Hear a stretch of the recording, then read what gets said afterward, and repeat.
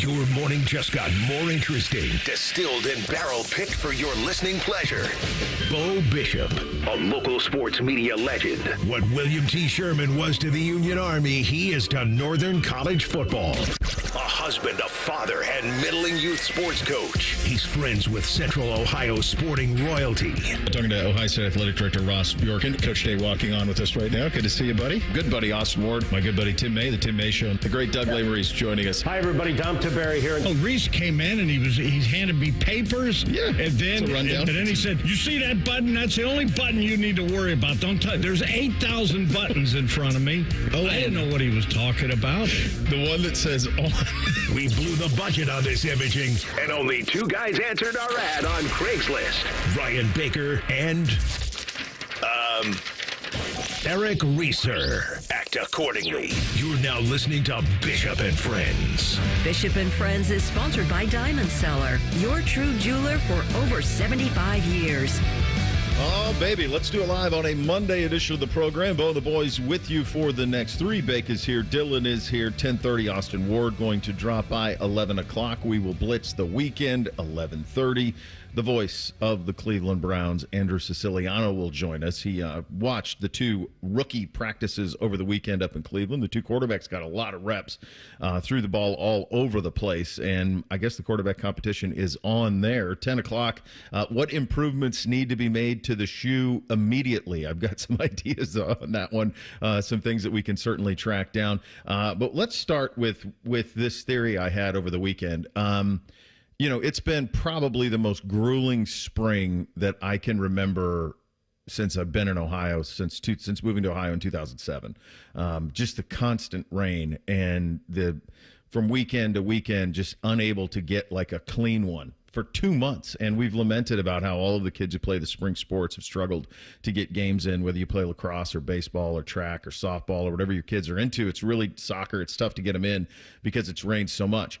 And then all of a sudden, you get a weekend like that, and Ohio like completely redeems itself. So we had a very outdoorsy weekend. We cleaned the garage, set up the outdoor landscaping furniture and stuff for the weekend. So all of that stuff, I hauled all that stuff out.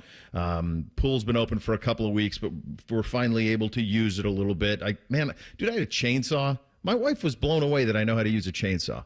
I borrowed a chainsaw from my neighbor. I had some trees I had to cut down. I had to get like 6 minutes of safety tips from her as if I'm incapable of operating a chainsaw. I'm like, is she OSHA? I'm like, do you know where I grew up? Do you know what I grew up doing? Like, come on. I think that even to this day, I think that there are certain tasks that I can do that surprise her, and apparently operating a chainsaw was one of them. So I fell a couple of trees, as it were, some dead ones, Bake, that had been popping up and been annoying me. Now that we have the full foliage and I can see where the dead ones are and which ones to cut down. So we did that, and I was sitting to NBC on Sunday, and I go, buddy, don't you think this was by the time the whole weekend had passed and all the Mom's Day, I think we kind of knocked that out of the park. That was a win. And it was late last night before the Cavs game started. And we were sitting outside around we had a fire from the various trees that I had cut down. We had a big bonfire that I was burning. And we were sitting there and I said, boy, do you think like we appreciate this more now because we don't have it, as Kenny Powers would say, on the reg? And then without skipping a beat, he goes, well, yeah, Dad, but it could be like this all the time if we lived in California. And I said, well, yeah. It would be, if you lived in Santa Barbara, it'd be 70 degrees every single day. That's true, son. So at that point, of course, you got to get out the Zillow and say, this is what it costs to live there, and this is the type of home we would be living in. A little more expensive. A little bit more expensive. It was such a great weekend, though. And you saw it. People were out in droves. People could not wait to be outside. And I think in large part because the lead up to this, that finally having a good weekend, it's been so grim with all of the rain that when we get a little taste of it, we're like Tony Montana at the end of Scarface. Like, we're just knee deep in Coke anytime we get a weekend like this.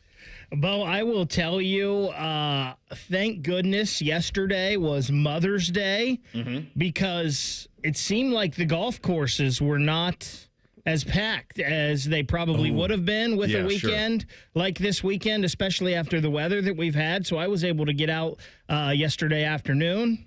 play a quick 18. That was very nice. The Nice. Game itself was not very nice, but it was nice to be out there. And I thought of, and I know it's a little earlier this year, but I always judged weather kind of a lot of times on like what used to be Rock on the Range is now Sonic Temple, because I used to work that all the time. And I kept thinking, man, they had a great weekend for that perfect weather. And there's so many times where it could be sweltering hot, or you could have ridiculous thunderstorms. And I was like, man, they got a nice 4 days for that this weekend. Yeah, I was out there for that, and I was like, 4 days of good weather for an outdoor festival in May in Ohio? What are we doing, right? No way. What was the highlight, D? Probably Metallica last night. Yeah, they brought it home. But also didn't mind seeing Linkin Park. I know they have their new female lead singer. I don't know her name off the top of my head. That's replacing Chester. They were okay. And then bucket list for me was to see 3-6 Mafia, and I got to do that on Saturday. What it was? How did Metallica finish? What was the last? So I didn't see them Friday night, but yesterday they ended with Enter Sandman. As well they should. They didn't play it on Friday, so I got that, and the people that saw them only on Friday did not get that. So it was supposed they have to so be many bangers, but it was supposed to be a no repeat weekend for them. So they played 2 nights out there, Bo. Oh, and they played all new stuff the whole time? Yeah, they never played the same song twice. So Friday was a different set than Sunday was. Did you see that, I think it was last week, they played Lane Stadium, which, of course, Virginia Tech always comes out to anyway. And they registered on the Richter scale when they played Enter Sandman. Like, it caused an earthquake, supposedly. I would just tell you this, and Bake, you and I are old enough to remember this, and I don't know if you had this experience, but Metallica was a band, like that was kind of like the hair band stuff was happening at that time, and there was some kind of fun, silly stuff like Poison, which was just kind of largely nonsense, and then like Guns N' Roses was a step up from that, and it's like, okay, these guys are pretty serious rock and roll guys, and then Metallica, it was like, oh, this is a whole nother level, and there was a sense of like, I remember like my parents being like, I don't know if you should be listening to that. Like that type of thing. Yep. Because like some of those album covers, I remember thinking like, I remember my parents being like, this seems pretty heavy. I don't know if you should be listening to that. I'm like, oh, I don't know. And the idea now that it's like played in front of sports stadiums is, I'm sure, a crazy thing for. Is it the same cast of characters? Lars and all of them?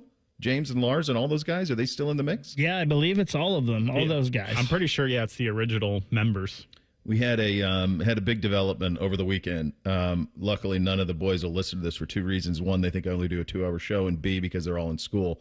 We got a problem in the 2-on-2 basketball that we play.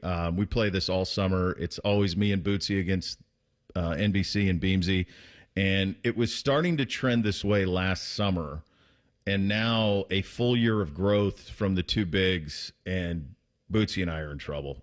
It's going to be a long summer. We lost. They won the first 3 games yesterday to 2s and 3s to 21. They won the first 3. We won the last one, and we just quit. So just like, that's it. We'll take the last victory. That's it. I wish I could say that it's Bootsy and that Beamsy's just, but it's really not. It's NBC's now like 5'8", 135. So it's just harder for me to muscle him. The way it's really on me. I mean, it's really my problem. Like, it always used to be a scenario where I could go, if I needed to go get a bucket against NBC to get a win, I could. Kid's going to be in 8th grade, man. I mean, it's just a full day now. And I don't know how in the hell we're going to win this series over the course of the summer. It hit me yesterday. I'm like, man, this is going to be, I'm going to have to go from like Jump Street. We were up 9-2 in a game and lost and couldn't close it out.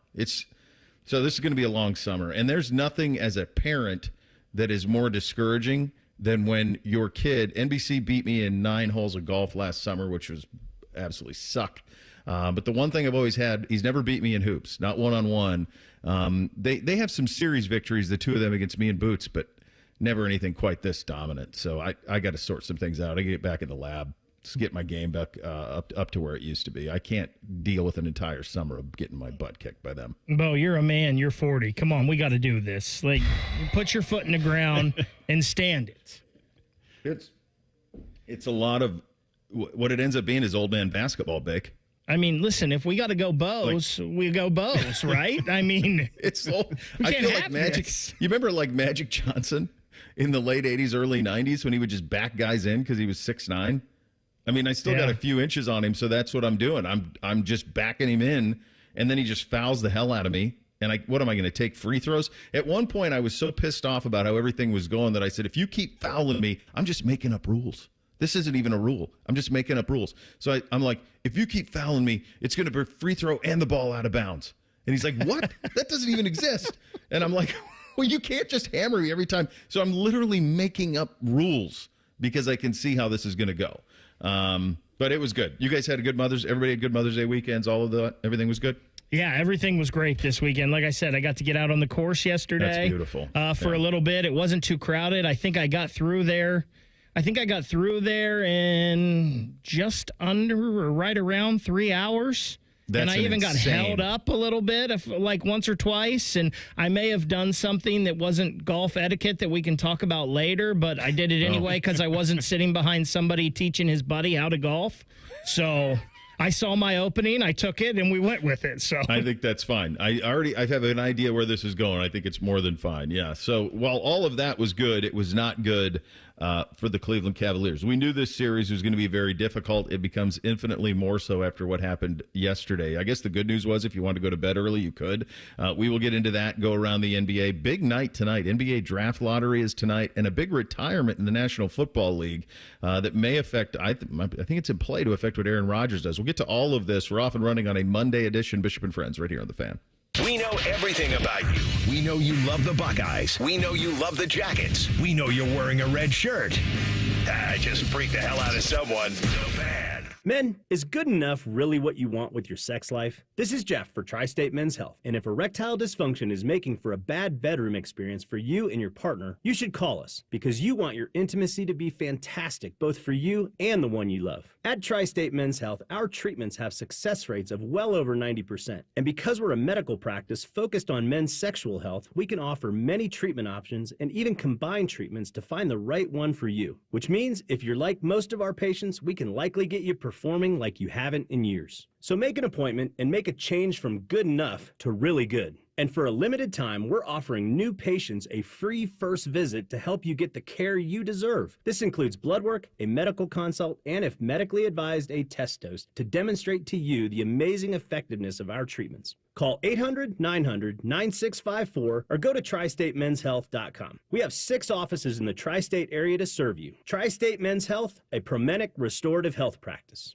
Hey, it's Leslie from Pella Columbus. I'm Wilson from that other window place. One of my favorite things, Wilson, is the look on people's faces when they see the end price for Pella windows.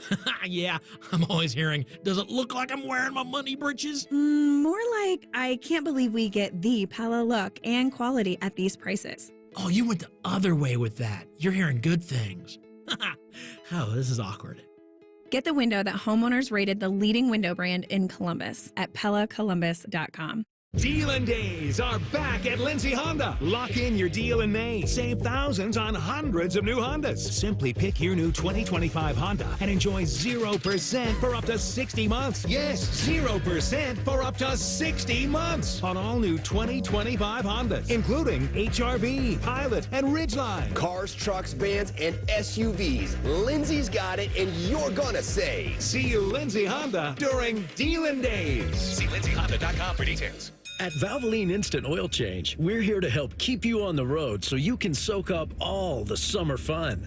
The road tunes. Take me out to the ball game. Hotel pools. Emergency ice cream stops. Scream for ice cream. The sunscreen and bug spray everywhere. It's in my eyes. At Valvoline Instant Oil Change, we're here for it all. So stop in for a quick oil change before you go. Only takes about 15 minutes. No appointment needed.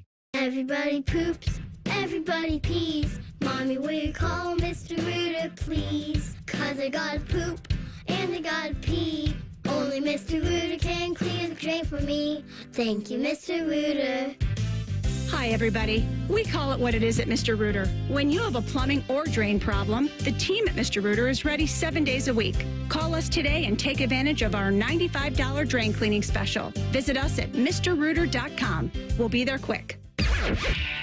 Morning Juice is now live on YouTube. Join Bobby Carpenter and Jeff Thidoff weekday mornings from 6 to 8. Just search 971 The Fan to catch the live experience or watch on demand. The Fan.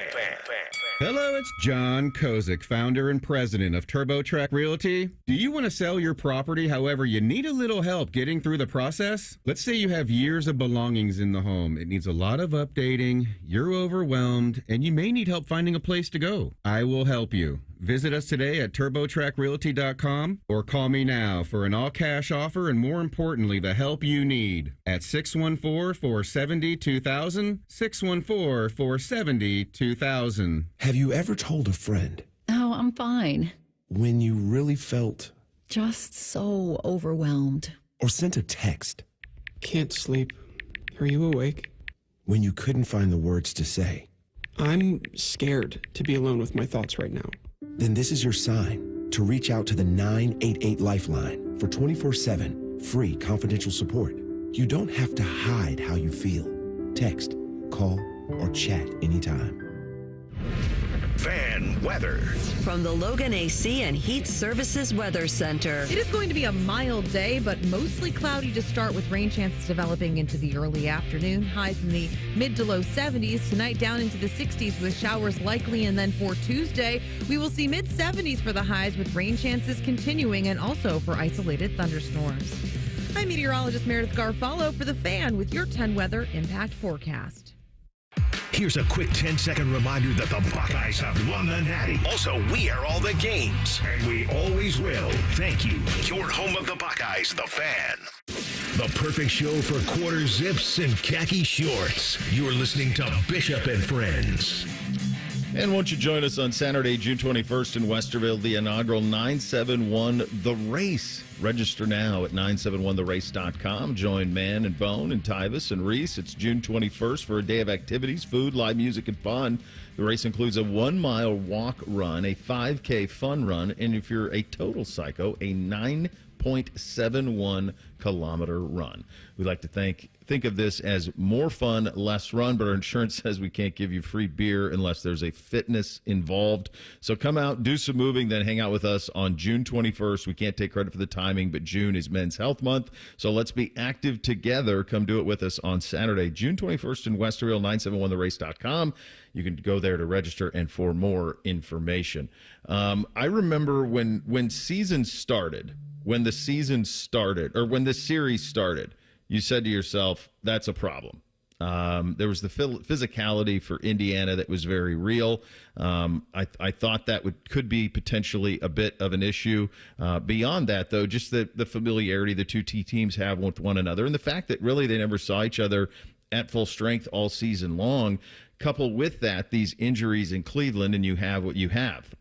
They had opportunities in the first two games to grab control of the series. They didn't. It went the other way with Indy. And so instead you have a 3-1 hole, and now you have a banged-up bunch of Cavaliers who, I mean, this was 80-39 at half. It was 80-39 at half. Kenny Atkinson postgame on the physicality that Indiana has had, the Cavs have not been able to match. They raised their game to another level, and we didn't match it. We talked about it. We knew it was coming. I don't know. You try to prepare for these things. You try to prepare your guys mentally, but for whatever reason, like I said, they were at another level. Their force was greater in every sense. There wasn't like, well, this aspect or rebound. I thought it was rebounding. Physicality. We're running our offense at half court. They had us pushed out, couldn't get to our spots. It was really kind of physical domination. And so now down 3-1, heading back to Cleveland for a Game 5. Kenny Atkinson, your NBA Coach of the Year on the mindset heading into Game 5. Obviously, a few guys, got minutes that they normally didn't get to. Ice looked good there. So, hey, listen, we got 2 out of the 3 next games at home.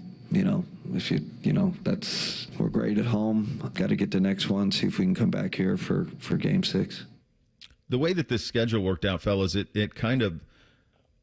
aligned for an easy thing for a bandwagon for us to jump on, right? We said that before about the Cavaliers here in Central Ohio. Like, be bandwagonable in May. and be able to make a run. I think there'd be a full buy-in down here if they get to an Eastern Conference final against Boston or New York. I think either one of those would be pretty exciting. And if they get to a finals, obviously, then it starts to really get nuts. But the way that this set up with a Friday night, Sunday night duo is you had every opportunity. I mean, you're in for the night. You're able to watch these things, and I know we certainly did. But now you find yourself in this hole. Honestly, they probably got being down 0-2 at home, they probably got all they needed. They needed to win one. Obviously, you wanted to come back even, but win one, you're going to have to win two on their court at some point. It really doesn't matter if it's game 4 or game 6. I do think the injury stuff with Cleveland is very real. I'm not sure that the Mitchell stuff, I think he's been dealing with stuff, and my hunch is what happened yesterday, Bake and D, was more from the lines of like, If it was a competitive game, do I think he would have kept playing? Yeah, I do. I think he probably would have. But I think it was like, look, we're down 41. Like, we'll get to the next game and deal with it there. That's kind of the way I read that. But their injury stuff is very, very real. And I do think you just have to take it that way. You have to think back to 16, and you just got to go win game 5 at home, and then get to a game 6, and then all the pressure will be on Indy again if you can just get there. But you have to, of course, win the game 5 up in Cleveland. That's obviously the task at hand. And in doing so, that path that's not unnavigable to win at home and then go win one at Indy. And you really just have to, it's cliche, but you really have to just take a game at a time if you're the Cavaliers at this point, if you can get through all the injuries, which are very real. Yeah, I think that's easy to say, though, right now for the Cavs, and that's what you have to say. I think game 2 was a killer for them. I think it was a mentality thing, right? You just seven points in the last 57 seconds. Yeah. And with everything that had been going on with this team, and it was nice that Garland and Mobley and Hunter were all back, and Garland had a pretty decent game yesterday. I just think that mentality, there's something here with this Indiana team. You and Reese talked about it. This was a bad matchup for the start for the Cavs with them. I know Reese was worried about playing the Knicks at some point, but it sure seems like the Pacers are a matchup that is not good for the Cavs. Bo, I would not be surprised, and I think Cleveland will probably come out in game 5 and they'll give it their all, but I wouldn't be surprised if this is over. It wouldn't surprise me either. No, I'm with you. Like, if Indiana, I don't think it's a simple task to win at home in game 5. I don't. That's Tuesday. No, their injuries are very real, and I think Indiana's in their head for sure. The physicality, 100%. They're bullying them. I mean, this was always the knock on the Cavs, is that the physicality just wasn't there, and they're just being bullied. Would I be surprised if Indy ends this thing in 5? No. Would not surprise me at all. It would not. And I'm with you. Game 2 was absolutely brutal. Just from a coach perspective, though, I think you can sell it. The approach has to be the cliched, let's just win game 5, and let's handle that. Obviously, all the pressure will be on Cleveland to win in game 5. And then 6th, I do think the pressure shifts back to Indy. That's one of the things about the 2-2-1-1-1, 1-1-1-1, is that game 6 has a very different tone to it. If Indy's at home up 3-2, if you can get to that, then I think the pressure shifts to them. Cavs get off to a quick start, then you got to chase it. But even the one on Friday, guys, was nervy. I mean, I didn't want them pulling any of their starters. They're up 15, 18 with 3 minutes to go, and I'm like, I don't know. I maybe keep Mitchell in a little bit longer. Like, it felt like even on Friday, as they won by 20, it was a much more competitive game than 20 would lead you to believe. Yeah, for all the optimistic points you brought up from the Cavs perspective, I'm in the total opposite boat. Like Baker said, I think the way they lost game 2, the way they grabbed defeat from the jaws of victory, I think that was a big blow. Plus the injuries. I was watching SportsCenter last night, and Windhurst said that even though the Cavs are reporting Mitchell's an ankle injury, he thinks it's a calf injury that he's been dealing with. So I think that actually might be more serious than some people may think if you believe what Windhurst said last night on SportsCenter. I think that he's been dealing with that since the end of the regular season. I think he's just been managing it a little bit.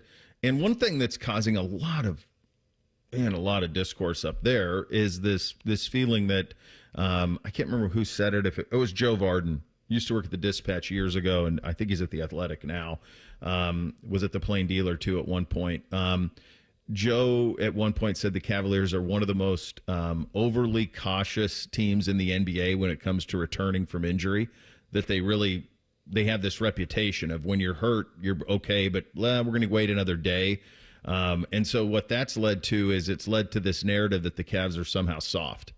Even my wife is like, well, can't they just shoot up Garland? And I'm like, well, I don't know how you shoot up a toe. I don't know if he's got turf toe. He's not going to get any bounce off it, any push off. I don't know if you could shoot it up or not. But that's the narrative that's running amok up there, is that they're not tough enough. They're not physical enough in the games, and they're not tough enough mentally to be able to handle what Indiana's thrown at them, which is why Reese and I were nervous about this to begin with, because I knew Indiana would play bully ball. And I knew that they had the type of guys who could do it. In terms of where you are in the NBA, so that one is 3-1. They will next play on Tuesday night up in Cleveland. Obviously, Cleveland currently favored by 7.5 on ESPN Bet. That's obviously feeling like you're going to be made right up there on Tuesday. Tonight, you have Knicks and Celtics. The Celtics got one back over New York over the weekend. They'll look to even it tonight. Out west tonight, you'll have Minnesota and the Warriors. That's a 10 o'clock tip on that one. Minnesota leads that series 2-1. Still no Steph for Golden State in that one. And then the other series out west, which has been really good, Thunder and Nuggets, that is tied 2 games apiece. So that's where you stand into the second round in the NBA. A big night tonight in the NBA. Who gets the right to draft Cooper Flagg? There's nothing like a draft lottery. We'll get to it in 2 minutes. Bishop and Friends, right here on The Fan. Do you have trouble getting in and out of the bathtub? Are you afraid you'll slip and fall entering or exiting a tub? Safe Step walk-in tubs can transform your bathtub from an area of concern to a calming refuge. Call them today at 1-800-731-4558 and save $1,600. Safe Step walk-in tubs and showers are proudly made in Tennessee and offer an ultra-low step-in, avoiding that difficult climb over a traditional bathtub wall. They also offer a variety of therapeutic benefits that may help soothe your aching muscles and joints, increasing your mobility, boosting your energy, and improving your sleep. Safe Step walk-in tubs are designed to easily fit your existing tub space and are often installed in as little as 1 day. Just dial 1-800-731-4558 today to save $1,600 and receive a free shower package. That's 1-800-731-4558 for a free no-obligation consultation and to save $1,600. Safe Step walk-in tubs. Safety never felt so good. Joining us on this episode are real Spectrum customers, Monique and Greg. We hear your family is a big fan of Spectrum. Family of 4, we have about 18 devices last time I counted. 2 teams require a lot of speed. Everything they do is online. There's gaming, there's streaming. Spectrum is perfect for us. I mean, it just seamlessly connects all our devices with lightning speed. Sounds like Spectrum is really committed to keeping you connected. It's amazing. Working your way through that honey-do list? That means more flushes, more showers, more fiddling with the thermostat. Trust the pros at the Waterworks with your plumbing and drain cleanings and repairs and all your heating and cooling needs. Our certified pros can repair or replace your furnace or air conditioner. Clogs? Call the Waterworks. Drain cleaning? Call the Waterworks. Plumbing issues? Call the Waterworks. Furnace repairs? Call the Waterworks. The Waterworks. Trusted neighborhood plumbing, drain, heating, and cooling experts. Bishop and Friends is sponsored by Diamond Seller, your true jeweler for over 75 years. The Fan, Ohio sports destination. What's up? What's up, man? What's up with you? Sponsored by Newman Roofing. For all your roofing, gutter, or siding needs, call Newman Roofing today at 614-NEW-ROOF or visit online at newmanroofing.com. All right, here's what's up on a Monday edition of the program. NBA Draft Lottery is tonight. The team that wins the draft lottery tonight will also win the right to draft Cooper Flagg at number 1 overall, presumed number 1 pick in the draft. Is the draft lottery an NBA creation? We may have to get the MIT kids on that because I said it with a question mark. It was not emphatic. I feel like it is. I feel like a draft lottery was created by the NBA. I'm pretty sure it was done for Patrick Ewing was the idea of it, and that is the infamous frozen envelope to make sure Patrick Ewing ended up a New York Knick. There's been a bunch of these through the years. The Cavaliers won the NBA draft lottery a bunch. Obviously, they won it in the one that mattered most with LeBron James. That's probably the biggest sliding doors moment in NBA history because the team that picked second in that draft in 2003 was actually the Memphis Grizzlies. So it came down to those 2 teams. It's Memphis and it's Cleveland. whoever wins the draft gets the chance to draft LeBron James. The team that picks second, you get a chance to draft Darko Milicic, who was really highly regarded at that time. Oh, by the way, Carmelo Anthony was in that draft. Dwayne Wade was in that draft. And for the Memphis Grizzlies, they had done some deal before Jerry West started running the Grizzlies, where if their pick was number 1 overall protected. So if they won the draft lottery, the Memphis Grizzlies got LeBron James. If they lost the NBA draft lottery, their pick number 2 overall went to Detroit, who just won the world championship. So they lost it. That pick goes to Detroit. They end up taking Darko Milicic for that draft. So LeBron went number 1, and that's probably the biggest hit-miss discrepancy. That's a Grand Canyon of difference between winning it for Memphis and getting LeBron James and losing it and not having your pick at all. But my hunch is the NBA started it big. Yeah, so when you look that up, by the way, make sure you specify. Easy for me to say. Yeah, it's a Monday. It's Goodness gracious. Sports draft lottery, because you'll get a great history of the draft for war in this country. Gosh, so make sure you put in sports draft lottery. But it was 1985. The NBA was the first to do it. It's unreal, isn't it? I mean, the drama, we've seen it here with the Blue Jackets. You know, when you're watching that thing and you're going, oh, my God, come on. Come on, land for us. They botched it so bad for us on the Bedard one when they gave it away on the commercial break. Remember that? Like all of a sudden it was revealed up there. They botched that. Or did they? Did they do it on purpose to get people to talk? Maybe. But yeah, there's been so many of those that we've been on the short end of the stick from the Blue Jackets perspective. The Cavs have won it a bunch. They won the Wiggins one. They won the Anthony Bennett one. There's sometimes when the draft lottery doesn't mean a whole hell of a lot because the talent isn't maybe what it is.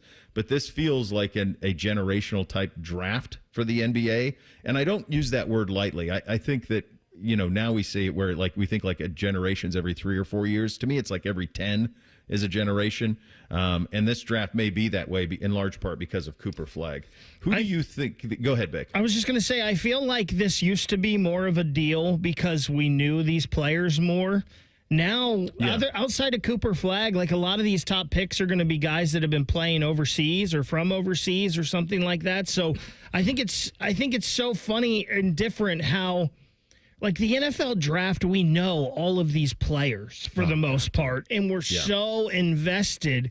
And in the NBA, with the one and dones or the guys from overseas coming over and getting drafted, I feel like tonight has lost a lot of luster. I think normally I would agree with you, except for the Flagg part of it.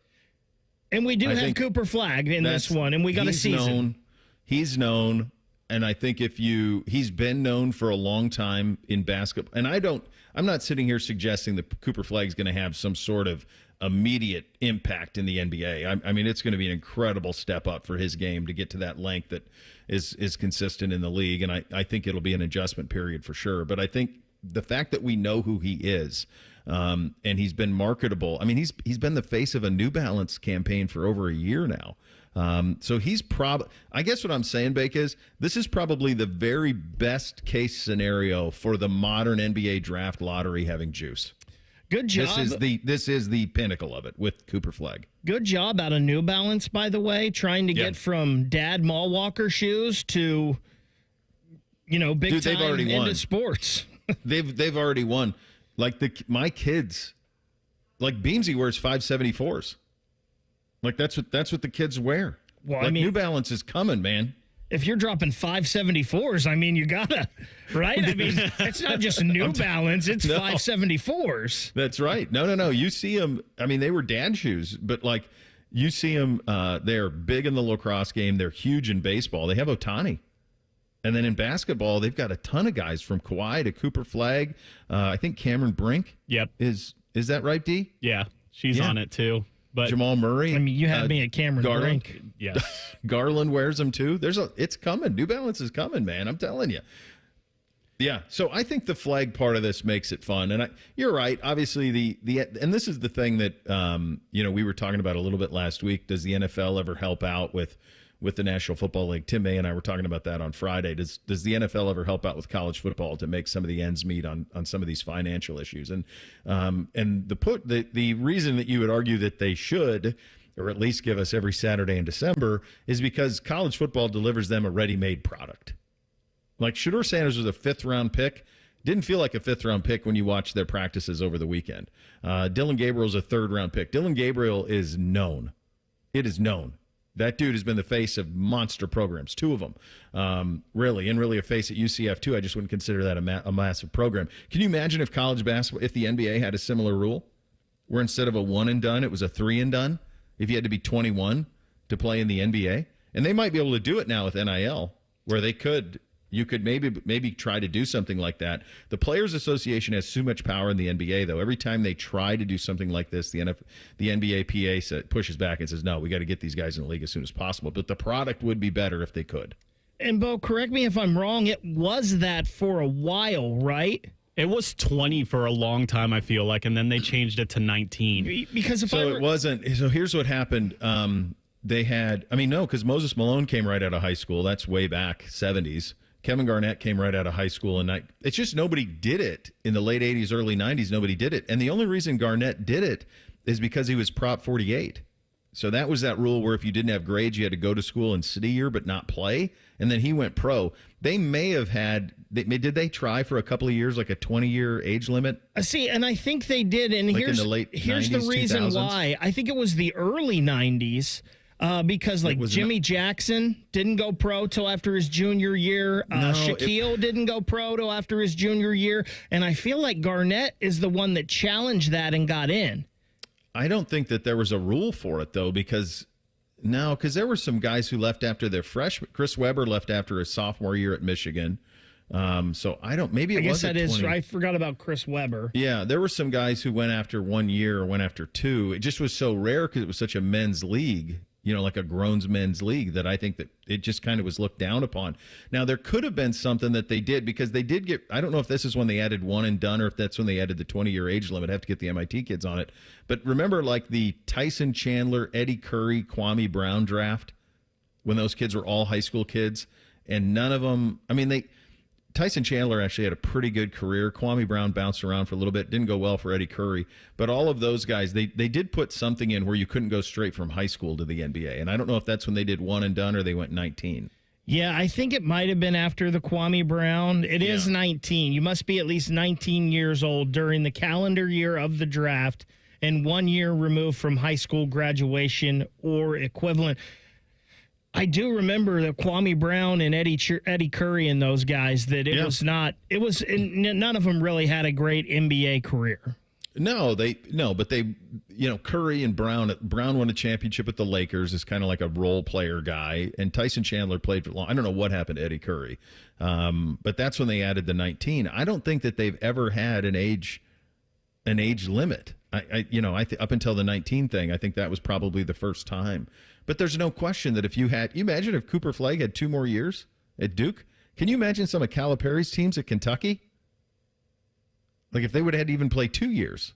You see this all the time on social media because all the players go early. It's like what this Kentucky team would look like if so-and-so stayed 4 years playing with this core that they have now. And it's crazy because, like, for example, Jason Tatum is like younger than you think he is age-wise because it feels like he's been in the NBA for forever. Like he could have been playing for Duke still as of 2 years ago. Right. But he's been in the NBA since he's 19 and he's in his mid-20s now. It seems like he's been in the NBA for forever. But if he would have played 4 years, he would be like a second, third-year player right now in the NBA, and he's a bona fide all-star. Yeah. No, it kind of changed everything on that perspective. I think that if there's no question everyone would benefit if they played longer.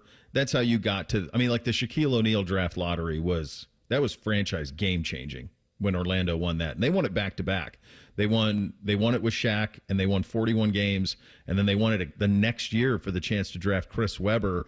And they traded Webber for Penny Hardaway was that deal. But they picked Webber number 1 and then traded him to Golden State for Penny Hardaway. So that's kind of the way that it went. This will be a big one tonight. As big as it can be nowadays with Coop. That'll be a big one. If you had to say where the NBA wants him, like if you want to get your conspiracy hats out and try to figure out where the NBA wants him, the teams that are picking at the top this year, it's not particularly It isn't exactly glamorous. So Washington went 18. I think they have the second best chance. So it's Utah, Washington, Charlotte, Pelicans are the 4 worst teams that have the best chances. I mean, I think of those 4, you'd probably choose Washington if you're the NBA. At least it's a major mecca, big city. Like, they haven't had a star in a long time in Washington, but like Charlotte, Pelicans just had Zion and they blew that. You don't want him in Utah. Do you want him in Philly, maybe? I was going to say Philly and Brooklyn are the next 2, 5 and 6, and those are obviously big markets. But does Philly matter? Is there a difference between Philly, Washington, and Brooklyn? They're all big East Coast markets, right? Yeah, but I don't think D.C. and Washington is as big as Philly and Brooklyn. I would think for star power and marketing-wise, you would probably want him in one of those spots more than Washington. And in Philly, you could pair him with Embiid and Maxey, and maybe you actually have something there. Does Philly have their pick? I think... You know how weird the NBA is with their trades and lottery protection and all that. I don't know if they have a lot, like a top 5 protected or something like that. Probably have to look into that during the break. Yeah. All right, we have a big retirement in the National Football League. Get you up to date on where we stand on the NHL through the. If your last name's Domi, you just stick your nose in things. That's just the way that it goes. And it just is. It's just part of their nature, man. They can't help it. We'll get to all of that coming up next. Bishop and Friends, right here on The Fan. We used to have a billboard with our host's face on it, but only ugly people work here now. You mama say you ugly, hey! The Fan, Ohio's sports destination. It's Leslie from Pella Columbus. I'm Wilson from that other window place. Leslie, what's that hot lamp against your window for? Pella windows are tested up to 160 degrees, Wilson, to ensure efficiency and the lowest energy bills possible, even in the craziest of temperatures. Put your hand on there. All right. God, that's hot. On the window, Wilson. Oh, hey, that is quite nice and cool. So I'm going to go grab some ice now. Get the window that Columbus homeowners rated #1 for innovation at PellaColumbus.com. Newman Roofing, as part of their 2025 Commitment to Community initiative, is proud to partner with 10 TV and The Fan to launch Raise the Roof, honoring local heroes who are going above and beyond in their communities. Newman Roofing wants to recognize the volunteers, educators, first responders, and everyday difference makers who are making a meaningful impact in their towns to be recognized on 10 TV and The Fan. Stay tuned as we begin announcing the selected honorees who truly embody the spirit of Newman Roofing's commitment to community. Military veterans and active duty service members, you could become a certified cyber warrior with just 12 weeks of training at My Computer Career. Cybersecurity specialists are in high demand, and IT pros with these skills often enjoy abundant opportunity and a great lifestyle. Protect our people, liberty, and treasured institutions from cyber threats. SkillBridge and other VA benefits are available to those who qualify. Learn more at mycomputercareer.edu/CWP. That's mycomputercareer.edu/CWP. 1877 Cars for Kids. KARS Cars for Kids. 1877 Cars for Kids. Donate your car today. Donate today at carsforkids.org. That's cars with a K. Your car can be picked up as soon as the next day. Receive a tax deduction and vacation voucher. 1877 Cars for Kids. Donate your car today. Now accepting donations of land, homes, buildings, or any kind of real estate. Do you suffer from leg pain, leg swelling, varicose veins, or leg ulcers? Dr. Barry Zeta and Dr. Joseph Senta at Ohio Vein and Vascular Polaris are pioneers in the vein and vascular field. Dr. Zeta and Dr. Senta can perform minimally invasive procedures that will get you back on track to a pain-free life. Stop living with leg pain and start the process to healthy living with a free healthy leg screening. Go to loveyourveins.com or call 614-324-VEIN. That's 614-324-VEIN or loveyourveins.com. At Metal Supermarkets, we're all about getting you and your crew to quit in time sooner. That's why our service is a cut above. You see, no matter the project, we'll get you to the right metal, shape, and grade. Cut to any size, ready real fast. And yeah, we'll deliver, leaving plenty of time for the important things, like opening an ice-cold can of aluminum. Metal Supermarkets, the convenience store for metal. Start your morning knowing anything is possible. Because if these guys are hosting a radio show, imagine the possibilities. T-Bone and Tyvis. Weekday mornings from 6 to 9. Your home for football, food, and fun. The Fan. You ever try fixing your car and realize you're missing that one part? Yeah, been there. That's why eBay's my go-to. They've got millions of parts, guaranteed to fit. I'm talking brake pads for when yours have seen one too many miles of stop and go. Oil filters, because you don't mess around with your engine care. Even got this cold air intake on my watch list. I might just go for it. To keep the ride cool and your DIY streak high. Find all the parts you need at prices you'll love. Guaranteed to fit every time. eBay. Things people love. Eligible items only. Exclusions apply. At Progressive, we understand the bond you have with your boat. It's why people name theirs. I named my boat Sure Don't. Get it?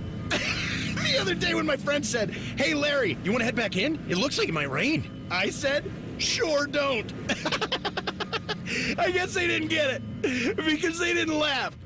Whatever you call your boat, protect it by insuring it with Progressive, America's #1 boat insurer. Progressive Casualty Insurance Company and Affiliates. #1 rating based on boat market share data from refilings.com. All your favorite fan shows are available when you want them. Head to 971thefan.com and hit that subscribe button. The Fan, Ohio sports destination. They'll offer betting advice, but don't bet on it being good. You're listening to Bishop and Friends. One of the more bizarre stories to come out of the NFL in recent memory is this Derek Carr situation in New Orleans. So we got the news. It was right around NFL free agency that Carr had some injury, that it was a little bit more significant. And we were like, well, wait a second. He was injured during the season, but what does that have to do with where he is now? Like, he would be rehabbing for this. What was the injury? Bacon, you remember this? We're like, is someone from New Orleans ever going to talk about how the injury occurred? And it never really did. Nobody ever really said, like, what did the injury, where did it come from? Where did any of this happen? So then you get the news on late last week that Derek Carr is retiring from football. So in the middle of May, he's retiring from football. So what is the reason for this? What would make all of this happen? Who knows is the short answer. I don't have any sort of, this line from Jeremy Fowler, who did the story for ESPN, this pretty much sorts it out as clean as we can. Carr's retirement ends a month of uncertainty about his future due to a right shoulder injury in his throwing arm. News of Carr's injury is made public in early April before the beginning of the team's offseason workout, but Carr and the Saints have been publicly quiet about the details of it until Saturday. New Orleans said Carr experienced pain in his right shoulder late March after his first significant throwing session of the offseason. The Saints said scans determined Carr had a labral tear and significant degenerative changes in his rotator cuff. So it took him a long time to get this out, and now he retires. If you're Aaron Rodgers, is this what you were waiting for? It's a dome. The roster's pretty good. The division's really easy. Like, is this or easier certainly than the AFC North? Is this this thing he's kind of been waiting for? Is something like this? Is this why he's not signed in Pittsburgh? It's interesting, and I don't know if this is it, Bo, because I still think there's part of him that's hoping Minnesota. I still think that's what he wants. I think he wants his cake and eat it too. Yeah. But we talked about New Orleans a while ago, and why wouldn't that be a good spot for him? As you mentioned, it's in a dome. He's got a heck of a receiver in Chris Olave. They still have Alvin Kamara on the roster. They sure do. Who is a heck of a weapon as well. So, and here's the other thing. You go to Pittsburgh, you're playing the Bengals, you're playing the Baltimore Ravens. You go to you got even Cleveland. You got to deal with Miles. Yeah, so you go to the NFC South. I mean, Atlanta, Carolina, seems a lot easier right there. So to me, New Orleans has always kind of made sense. I don't know if they have Kellen Moore's there. He's more of an offensive head coach. So everything, the pieces seem to be in place. Unless, is this New Orleans saying, hey, Arch, come home? That's what I was thinking, actually. Like, they're already in, but why do they draft Schott then if that's what they want to do? Like, I feel like they probably shouldn't have drafted him and then just went into full-blown tank mode for Arch if that's what they were thinking. Now, I think he's going to play 2 years at Texas. Everybody in college football thinks he's playing 2 years at Texas. So I don't think it's going to happen anyway. But would it be tempting for him to play for his grandpa's team? Seems storybook to me. Yeah, and if they play Shuck and Rattler, I mean, that's all they have. They don't have anybody else. Chuck Rattler and Jake Hayner. That's what they're doing, man. So there's a lot to watch for there. New Orleans, I think New Orleans is a better landing spot if you're Rodgers than Pittsburgh, just because of the ease of division, as Bake pointed out. But I also think you got to know what the why is in New Orleans. Is New Orleans trying to go to the bottom to pick at the top? And maybe it's set up for it really nicely for them if they want to do that. New coach, going to have a long leash, can play some young quarterbacks who will fall on their face a lot. There's an opportunity for success in the draft if they do that. We have get you updated on where we stand in the NHL as we're about halfway through the second round. Tonight, Washington at Carolina. Carolina leading that series 2-1. The other Eastern Conference semifinal, Florida tied it up last night with Toronto 2-2. Our old buddy Max Domi involved in a kind of a borderline. Well, I mean, he's instigating at the end. And that's what Domies do. He's borderline, right? That's what he's just Max always has always been borderline. So is his dad. It's just they don't know any other way. I don't think his dad was borderline. I think his dad was way over the line. His dad was probably as fierce a human as you're ever going to see on skates, is probably what he was. So that's kind of the way that goes. Out west, Edmonton leads 2-1 on Vegas. They will play game 4 tonight. Winnipeg and Dallas. Dallas leads that one 2-1, as Winnipeg is the 1 seed out there in that one as well. So just from a 1 seed perspective, Vegas is a 1, Winnipeg's a 1. So they're both down 2-1 in the NHL. Washington's a 1. Is Florida the 1? No, Toronto's the 1 in that Toronto's side. The 1. Yes. Okay, so Toronto and Washington, Toronto's tied, and Carolina is leading 2-1. Who are you rooting for when you guys watch this? I think I'm still rooting for Florida and Bob. I don't know how much longer we've got of Alexander Ovechkin, and I know he won one a couple years ago, but I think it would be cool to see him. If this is it for him, and it could be. I don't know if it is, but a lot of people have said he wanted to break that record, and then he wanted to finish playing in Russia. Right.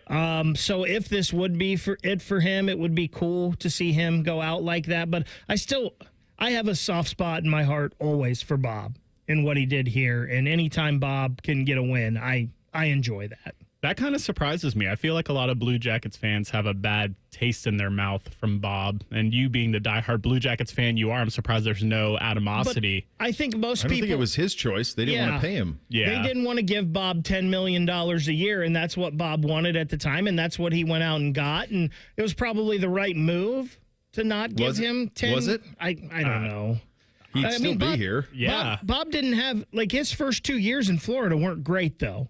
And even this year, Bob hasn't been great, and he struggled in this playoffs a little bit until this shutout the other night. So, I don't know. He's fine, but it's a hell of a sliding doors. Like if they had just paid him, what would it have all been? But if you had paid him, what were your teams going to be too in front of him? Was it worth paying a goalie $10 million when you weren't putting the best product on the ice in front of him? Yeah, probably fair. They probably was the right thing, but man, he was quite awesome here, and he still can do it and still carry a team in the postseason, as we saw last year when they won the cup. One other thing I want to mention to, I thought it was Bush League what the NCAA did to Ohio State on the lacrosse side of things. So we've had Nick Myers on a couple times in the last month. Ohio State won the regular season Big Ten. They won the Big Ten tournament. They had 2 losses on the season, one of them at home to Maryland, and the very first game of the season they lost against Utah. That's it. That's the list. And their reward for that was to be the 4 seed in the NCAA tournament and have to play 2-time defending national champion Notre Dame. Now, Penn State, who they beat, who didn't win anything in the Big Ten, was the 5 seed, and they got to play Colgate. Now, you tell me how that's right. By the way, Maryland was the 2 seed. You split with them, but Maryland didn't win the regular season, didn't win the tournament, and Maryland was the 2. And they're on to the quarterfinal as well. So all of that to be said, you still have to handle your business, and it was a disappointing loss. You got a quick start, and then Notre Dame just overwhelmed them in the second period, and they just chased the rest of the way. It does not take away from a magical season for Nick Myers in the Ohio State lacrosse program, where they really served notice and probably the most consequential season they've had. But at the same time, just done really dirty. Notre Dame came in here and put it on them, 15-6. Got to own it. It is what it is. But the NCAA really did them dirty with this schedule. There's no reason for that to be a first-round matchup. That should have been something in the quarterfinals at the very least. And And it's probably time there needs to be a little bit of respect on what happens in the regular season and in the tournament with the Big Ten, because the Buckeyes were not afforded any of that with what the NCAA did this year. But a hell of a season, nevertheless, from Coach Myers and the Buckeyes on the lacrosse side of things. Second hour of the program coming up next. It's all for sale, kids. We'll explain. Bishop and Friends right here on The Fan. 1, 2, 3. Here at The Fan is always football o'clock. Proud to be your home of the Buckeyes, Browns, and all the NFL games you can handle. The Fan.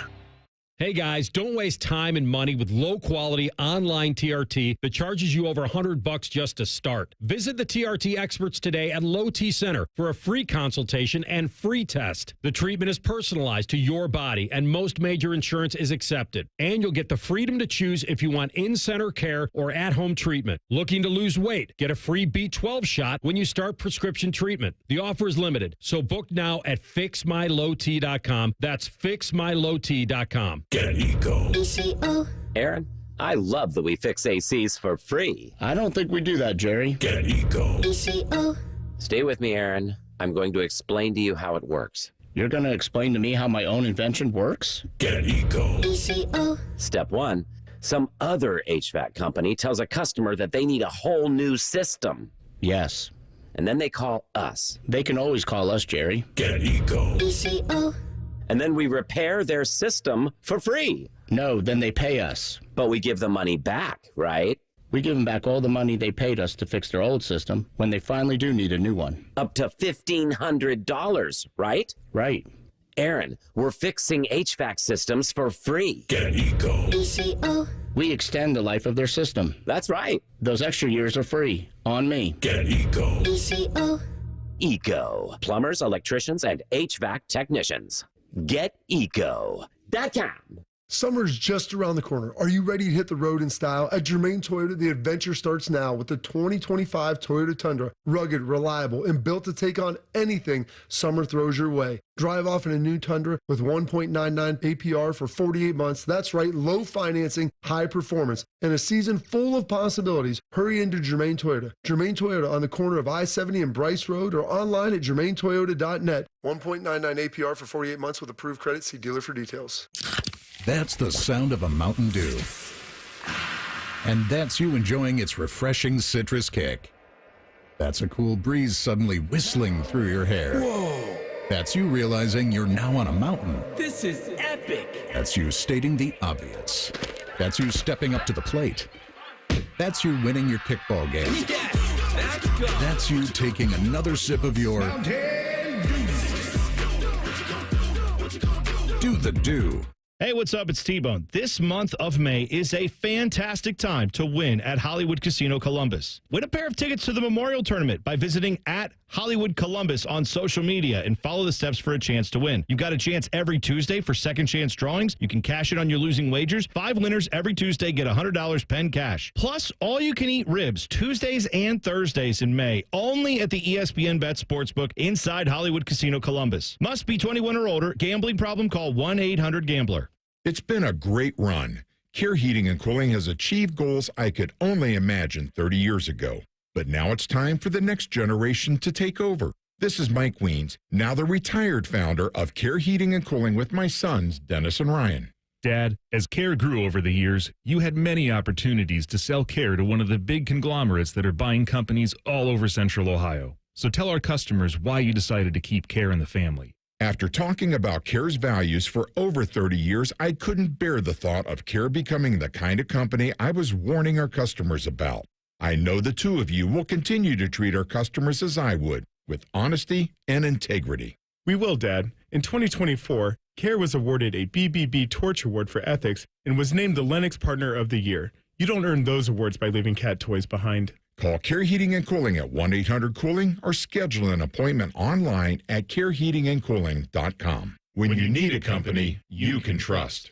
Evan Cohen here. When the draft clock is ticking, you've got to pick the best talent, regardless of position, to fit your team's needs. Well, if you're hiring for your business, you want to find the best talent for any of your roles. That's why you need ZipRecruiter. ZipRecruiter's powerful technology hustles to find qualified candidates for your job immediately. And if you see a standout candidate, ZipRecruiter lets you personally invite them to apply. Try ZipRecruiter for free at ZipRecruiter.com/USL. That's ZipRecruiter.com/USL. Adam Schefter here for Vivid Seats, the official ticketing partner of ESPN. Are you ready for the NFL season? The schedule release is coming, and we know the best place to get your tickets this year. My friends at Vivid Seats. They're seriously legit, and you earn rewards on every purchase. That's basically free football games. When that schedule hits, don't wait around. For the best selection and all the great deals, head to vividseats.com or download the app and lock in your game days now. Broadcasting from the Lindsay Honda Studios. Honda makes the cars. Lindsay makes the difference. Visit lindsayhonda.com. WBNS-FM, HD1 Columbus. The Fan. Sports Center. Good morning. I'm Ryan Baker. Rough day for Ohio sports yesterday. Let's start on the diamond. Both the Reds and Guardians were shut out. Cincinnati lost in Houston to the Astros 6-0, while Cleveland was blanked at home 3-0 by the Philadelphia Phillies. The Cleveland Cavaliers are in a 3-1 hole as they lost to the Indiana Pacers 129-109. To make matters worse, Donovan Mitchell left the game after the first half with a lower body injury and did not return. The Ohio State lacrosse season came to an end as the Buckeyes lost to Notre Dame 15-6 yesterday afternoon. Stanley Cup playoffs yesterday, the Florida Panthers shut out the Toronto Maple Leafs 2-0. The Dallas Stars topped the Winnipeg Jets 5-2. This one's sponsored by Dr. Mark Levy. If you're snoring and not sleeping, call Mark Levy's office at 1-800-MORE-SLEEP. That's 1-800-MORE-SLEEP, or you can visit him online at sleepbettercolumbus.com. Sports conversation that's worthy of a toast, or at least a stiff drink. You're listening to Bishop and Friends. This is kind of the Reader's Digest of where we are in college athletics. They're never given the money back. Okay? So what I mean by that is they're not all of a sudden, if you're in a position of power at Big State U, you're not going to start giving back salary. Right? So that's not going to be part of it. So when this comes down that you're going to have this $20 million a year thing for salaries, and my guess is that'll go up and up and up. And I think inevitably you're going to get to a point where this is an NFL and there's contracts and all those things. I think that's inevitably where it'll get. The NCAA and its member institutions will go there kicking and screaming and being drugged, but inevitably they will get there, and there will be a true salary cap in college football and men's basketball and maybe women's basketball too by the time all is said and done. Those are kind of the revenue generators on that side of things. So I think you're going to get there at some point. You're not there yet, and probably won't be there in the next couple of years, but I think by 5 to 10, I think you probably will. So in the meantime, though, and honestly, even when you get to that point, what is the next phase of this that you need to see that professional sports leagues take full advantage of? Professional sports leagues basically sell everything that isn't pinned down, is the long and short of it. If you watch an NHL game, you see a sponsorship on the helmet. If you watch an NBA game, you see a sponsorship on a jersey. If you watch Major League Baseball, you see similar. So this comes down to anything you can sell, you should. This comes down to stadium naming rights. It comes down to field rights. It comes down to rivalry games, all of those things. If it's not nailed down, and sometimes even if it is, or even if it's in brick and mortar, is the shoe, you put those things up for sale. And that's what Ross Bjork is going to try to navigate with Ohio State. He's talked about this several times. He talked about it with us all the way back in August when we had him on the show when we were live at the camp. We've had him on once since then and now. Would love to have him on again, and we will. We're working on that in the next couple of weeks. But one of the things he says is we've got to find ways to maximize what we have. So what does that include? Well, does that include naming rights for the Ohio State-Michigan game? Yeah, it does. And guess what? They've done it before.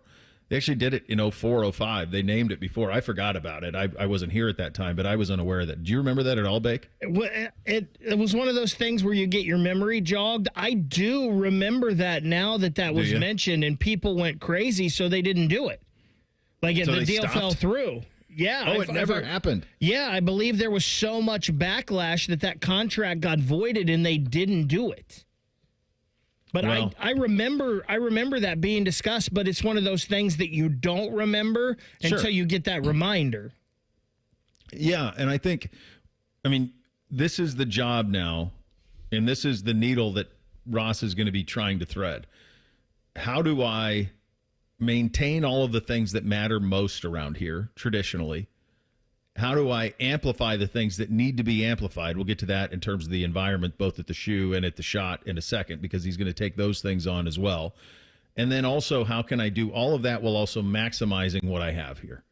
And what he has is a straight-up Cadillac best brand in sports brand. I mean, if you think about Ohio State football and what that brand represents, it's not far off from Real Madrid or the Dallas Cowboys or the Los Angeles Lakers or the New York Yankees. It's that type of brand that you have at your disposal. And so you have to be very careful with it, right? You don't want to do something that turns off a constituency that's as big as this is. You don't. So what is something that would be a bridge too far? What is too much? If you name the game, if it's the fill in the blank Ohio State Michigan game, is that something that is that a bridge too far for fans? Does that affect you at all as a fan? If instead of walking into Ohio Stadium, you walk into 971 the Fan Stadium or 971 the Fan Field at Ohio Stadium, is that a bridge too far? What is the threshold of what you couldn't tolerate? And what I usually think is the answer to this is what I think people don't, because we already see stuff on the field. Like you see logos on the field. If you watch on TV, you see logos behind the with the goalposts as well. So you see logos from companies there. It's all fine. It hasn't affected it much. I think you don't want it to turn out like NASCAR, where there's something covering every blade of grass. And I think the other thing that's kind of sacred is the Buckeye uniform. I think that's a really tricky thing if you're going to try to put an ad on that. We haven't seen that yet. I say yet because my hunch is it's coming too. But that to me feels like that would be a tough one for Buckeye fan to swallow. I think the rest of it we're kind of good with. So I don't think, obviously, with the jersey, right, you can't have, like, Barbasol on the front like they did with the Crew jerseys all those years ago, whoever the Crew sponsors are now. But I don't see why you couldn't have a patch. You already got, I mean, Nike, it's the greatest advertising ever, right? Sure. The swoosh right there on the jersey. But I don't see, like, we see them do, like, the little patches for, like, the bowl games or the national championship or whatnot. I don't think that's a big deal if that's on there, or if there's a little sticker on the back of the helmet, you know, a nationwide sticker there. I'm pretty old school in a lot of things, Bo, but this is one of the things I don't understand why people get upset with. And I think last year, I'm going to have to look this up, but I believe in the past year or two, I believe it was like Safe Light Field. Yes, it has been. I was going to bring that up. It's for sure Safe Light Field right now. I think it started last year, maybe the year before with that. They're not commercializing it a ton, right? You're not hearing it every time on the broadcast. And I think that's where it might be something where it's everywhere. But who cares if it's nationwide, nationwide shoe or Huntington Bank shoe, and with the game. Who cares? The game presented by AT&T or the game presented by Coca-Cola. None of that stuff doesn't bother me as much as some things, and I'm usually a pretty big traditionalist. Yeah, Baker, I'm surprised you had that take because I feel like with a lot of stuff you are kind of old school, and I think it is generational. I think like 20s, 30s, people really don't care. 40s, 50s, you're probably getting iffy about it. Anything older than that, all the stuff that we're mentioning right here, you hate it all. But the one thing... I'm 32, and I'm like, whatever, name the game. The game presented by Nissan. That's fine with me. You already have, like, the all-state Red River rivalry. It's not like this is something new. No. But if there is one thing sacred for me, do not touch the name of the stadium. Leave it Ohio Stadium. Leave it the Horseshoe. If they changed it to something branded for all these things that I don't care about, that's the one thing that I don't want them to touch. You know what I think? I think even if they did, people would still just call it the shoe. Yeah. I mean, you think about it, like how many people even refer to it as Ohio Stadium now? I mean, it's always the shoe. It's always the Horseshoe. Welcome to the Horseshoe. It's always that. I think that's one thing from a company perspective. Ross is like, Bo, shut up. But like from a company perspective, you're going to pay a bunch of money to throw your name on Ohio Stadium. How are you going to make sure that the broadcast partners say it? Gus is going to call it the shoe. Yeah. He's going to call it the horseshoe. Like there's no, I mean, I don't even know what the arena the Lakers play in. This is probably the best example of this. It's just Staples. Like, I don't even know if my kids know what Staples is as a store, but they know that's where the Lakers played for the longest time. And it hasn't been Staples for a long time. So, like, if you can do it right away, you got a chance. But by and large, like, these things are ingrained generationally, and this thing's 100 and some years old. Like, I don't see any scenario how it's not ever always going to just be the horseshoe. I think that's a tough one to overcome. And, Bo, we've kind of got an example of it right on Lane Avenue. It's the Value City Arena at the Jerome Schottenstein Center. Whoever says that, it's just the Schott. Yep. It's been the Schott. It's just the Schott. Always be. Yeah. It's just so hard to overcome. So hard. To me, the helmet, I don't want an advertisement on the helmet. I think that's tough. And I think Nike might have an issue if you put a brand on that, because they pay a great deal of money for that swoosh to be on there. If all of a sudden on the other shoulder you put a Nationwide logo or whatever, like, how does that land for Nike? And that's just an appeasing of partners, right? And making everything work out. Yeah, you got to make sure it works out for everybody. The NFL has avoided that to this point. But when that flood door opens, I mean, if you think about it, if you can put a advertisement, and soccer's been doing this globally for years, like you can put whatever corporation you want, Emirates Airlines on the front of the Barcelona jersey or the Real Madrid jersey. You can put anything on anything at that point. And they've been doing it for the longest time. So it's something I think Dylan's right. I think it's something that a younger generation is just very much used to. So in terms of finding money, there's a bunch of ways they can do that. But can they find atmosphere? Ross Bjork's going to try to do that. What needs to be improved? What would we improve right away with the horseshoe and the Schott? We'll get to that coming up next. Bishop and Friends right here on The Fan. Winners of the prestigious Platinum Microphone Award every year, given to the best radio station in the world. No need to look it up. It's real. The Fan. This year, we considered hiring an ad agency to help with our marketing. They pitched impressive visuals and a script that was inspiring. And exotic animal mascots to help grab your attention. In the end, we just decided to tell it to you straight. Shelter Insurance has award-winning customer service at affordable rates. Plus, our local agents are there to help you understand what coverage you need. To find an agent near you, visit shelterinsurance.com and switch today. Dealin' Days are back at Lindsay Honda. Lock in your deal in May. Save thousands on hundreds of new Hondas. Simply pick your new 2025 Honda and enjoy 0% for up to 60 months. Yes, 0% for up to 60 months on all new 2025 Hondas, including HR-V, Pilot, and Ridgeline. Cars, trucks, vans, and SUVs. Lindsay's got it, and you're gonna save. See Lindsay Honda during Dealin' Days. See lindsayhonda.com for details. At Valvoline Instant Oil Change, we're here to help keep you on the road so you can soak up all the summer fun. The road tunes. Take me out to the ball game. Hotel pools. Emergency ice cream stops. Scream for ice cream. The sunscreen and bug spray everywhere. It's in my eyes. At Valvoline Instant Oil Change, we're here for it all. So stop in for a quick oil change before you go. Only takes about 15 minutes. No appointment needed. Joining us on this episode are real Spectrum customers, Monique and Greg. We hear your family is a big fan of Spectrum. Family of 4, we have about 18 devices last time I counted. 2 teams require a lot of speed. Everything they do is online. There's gaming, there's streaming. Spectrum is perfect for us. I mean, it just seamlessly connects all our devices with lightning speed. Sounds like Spectrum is really committed to keeping you connected. It's amazing. When it's time to ask life's biggest question, make sure your ring says it all. Hi, it's Alex Johnson from The Diamond Seller, and we've been helping couples say yes for over 78 years.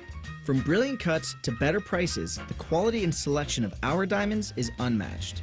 Because diamonds aren't just our business, they're our legacy. Visit us at Diamond Seller on Salmo Road or Easton Town Center and learn more at diamondseller.com. Bigger diamonds, better prices, guaranteed. Everybody poops, everybody pees. Mommy, will you call Mr. Rooter, please? 'Cause I gotta poop and I gotta pee. Only Mr. Rooter can clear the drain for me. Thank you, Mr. Rooter. Hi, everybody. We call it what it is at Mr. Rooter. When you have a plumbing or drain problem, the team at Mr. Rooter is ready 7 days a week. Call us today and take advantage of our $95 drain cleaning special. Visit us at MrRooter.com. We'll be there quick. Join Rothman and Ice every Thursday at 2:30 for Gold Jacket Thursday. Presented by the Pro Football Hall of Fame. A new Hall of Famer joins the show every week, but not OJ because he's dead and probably a murderer. The Fan. This is the sound of a popular American motorcycle. It's the sound of freedom, the open road, really good times. And this is what it sounds like with a drunk guy in it. How do you like the sound of that? Cops are cracking down on drunk motorcycle riders. If you ride drunk, you will get caught and you will get arrested. Drunk riding. Over the limit, under arrest. Paid for by the U.S. Department of Transportation. Have you ever told a friend? Oh, I'm fine. When you really felt? Just so overwhelmed. Or sent a text? Can't sleep. Are you awake? When you couldn't find the words to say? I'm scared to be alone with my thoughts right now. Then this is your sign to reach out to the 988 Lifeline for 24/7 free confidential support. You don't have to hide how you feel. Text, call, or chat anytime. Fan weather. From the Logan AC and Heat Services Weather Center. It is going to be a mild day, but mostly cloudy to start with rain chances developing into the early afternoon. Highs in the mid to low 70s. Tonight down into the 60s with showers likely. And then for Tuesday, we will see mid 70s for the highs with rain chances continuing and also for isolated thunderstorms. I'm meteorologist Meredith Garfalo for The Fan with your 10 weather impact forecast. All the Ohio State conversation you can handle. The Buckeye Show. Weeknights at 6. Your Ohio State flagship station. The Fan. Drink recommendations, movie reviews, sports discussion, and whatever the hell Reeser does. This is Bishop and Friends. And as always, it is our privilege to be sponsored by our great friends at Diamond Cellar, your true jeweler for over 78 years. Pop quiz, fellas. Where does the Schottenstein Center rank in terms of capacity amongst Big Ten schools? So the Schott, it's got to be pretty high because it's over 19,000. Mm-hmm. So I would think it's 18,008. Okay. 18.8. So right under 19. I would say third. D, you got a guess? I'm going to go with second. First. Wow. Okay. Biggest by 1,000. The next biggest is the Xfinity Center, Maryland, 17.9. Cole Center, 17.2. Assembly Hall, 17.2. This is, Illinois is 15. They call it state. Isn't it just Memorial? What did we? State Farm Center? I didn't know that. Carver Hawkeyes 15.5. Bryce Jordan's 15. Breslin's 15 on the dot. Pauley Pavilion 13.8. Chrysler is 13.6. Knight Arena, Oregon is 12.3. Alaska Airlines in Washington is 10. The smallest is Welsh Ryan is 7,000. The rack where Rutgers plays is 8. I get into this because the thing that is kind of job one, we saw Jake Diebler put out kind of a PSA on this last week, is they're going to try to increase the atmosphere in the Schott. So last year, despite the excitement of a new coach and some new faces, attendance actually was down for Ohio State from the previous year. So it was down marginally, not much. It was down from 11,007 to 11,003 was the average attendance last year for Ohio State basketball games. And so they want to try and create an atmosphere there. So what do? Do you block off the entire upper bowl?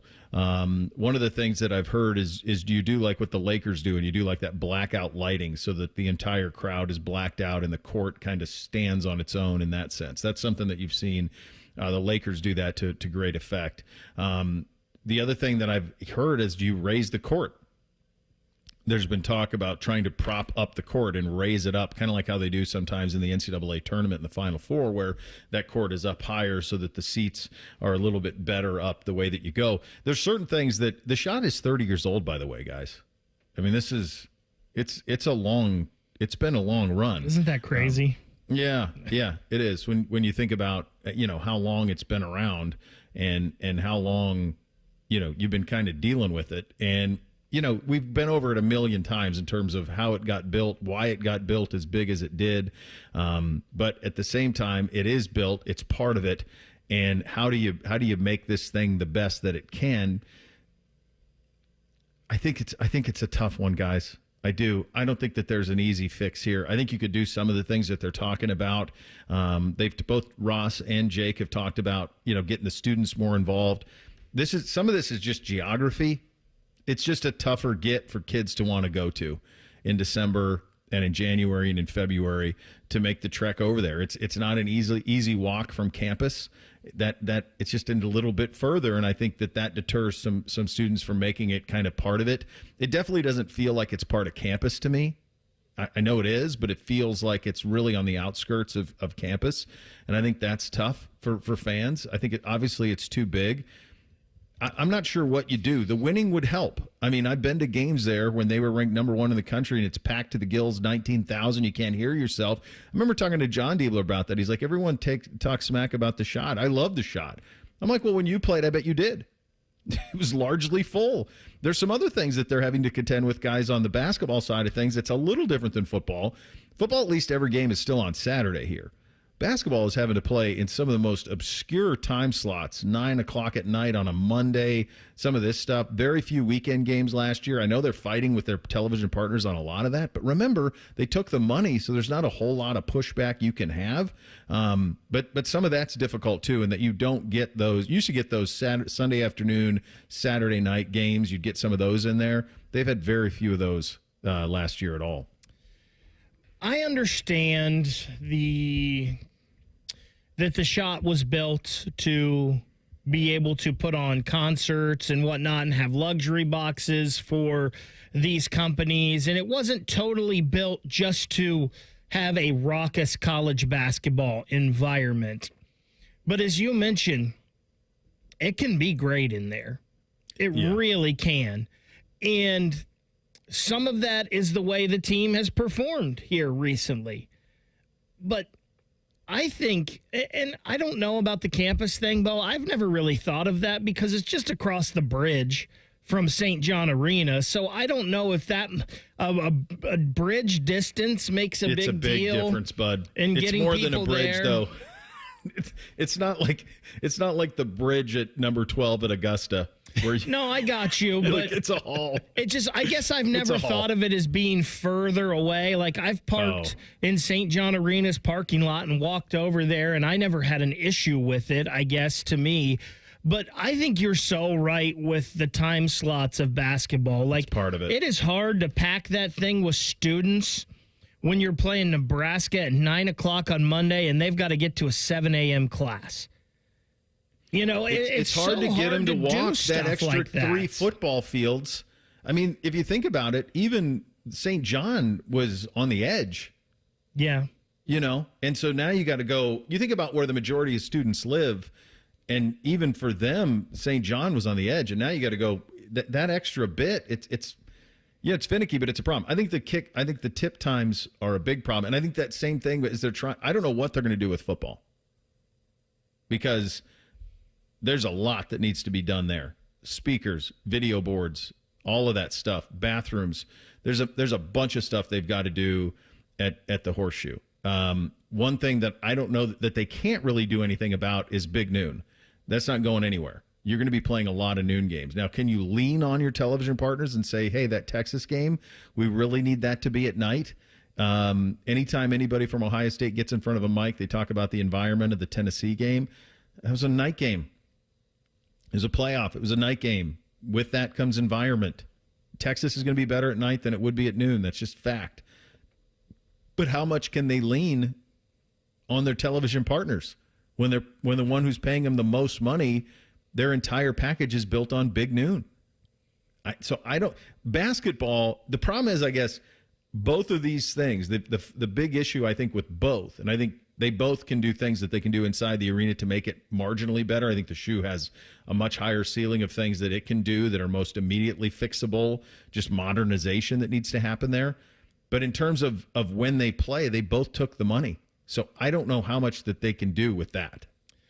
I thought this was interesting, Bo. This was Josh Pate when 11 Warriors the other day put their tweet out about this article that they wrote about improving the atmospheres at both. Josh Pate had this. He said, Ohio State brass witnessing Autzen firsthand last season opened a lot of eyes. Was told that afternoon changes were coming in Columbus. So it's interesting that Ohio State was already thinking of this, and then they saw, and again, Ohio State didn't really have a hand in the game production of that Tennessee game. ESPN controlled the scoreboard, the lights, the drones, all of that.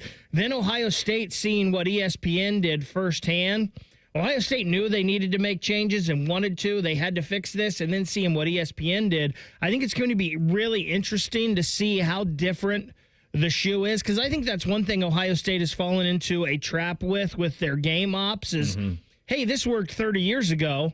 Let's keep doing it. Well, that doesn't work nowadays like it used to. That's why we tried getting all the small things started a couple of years ago.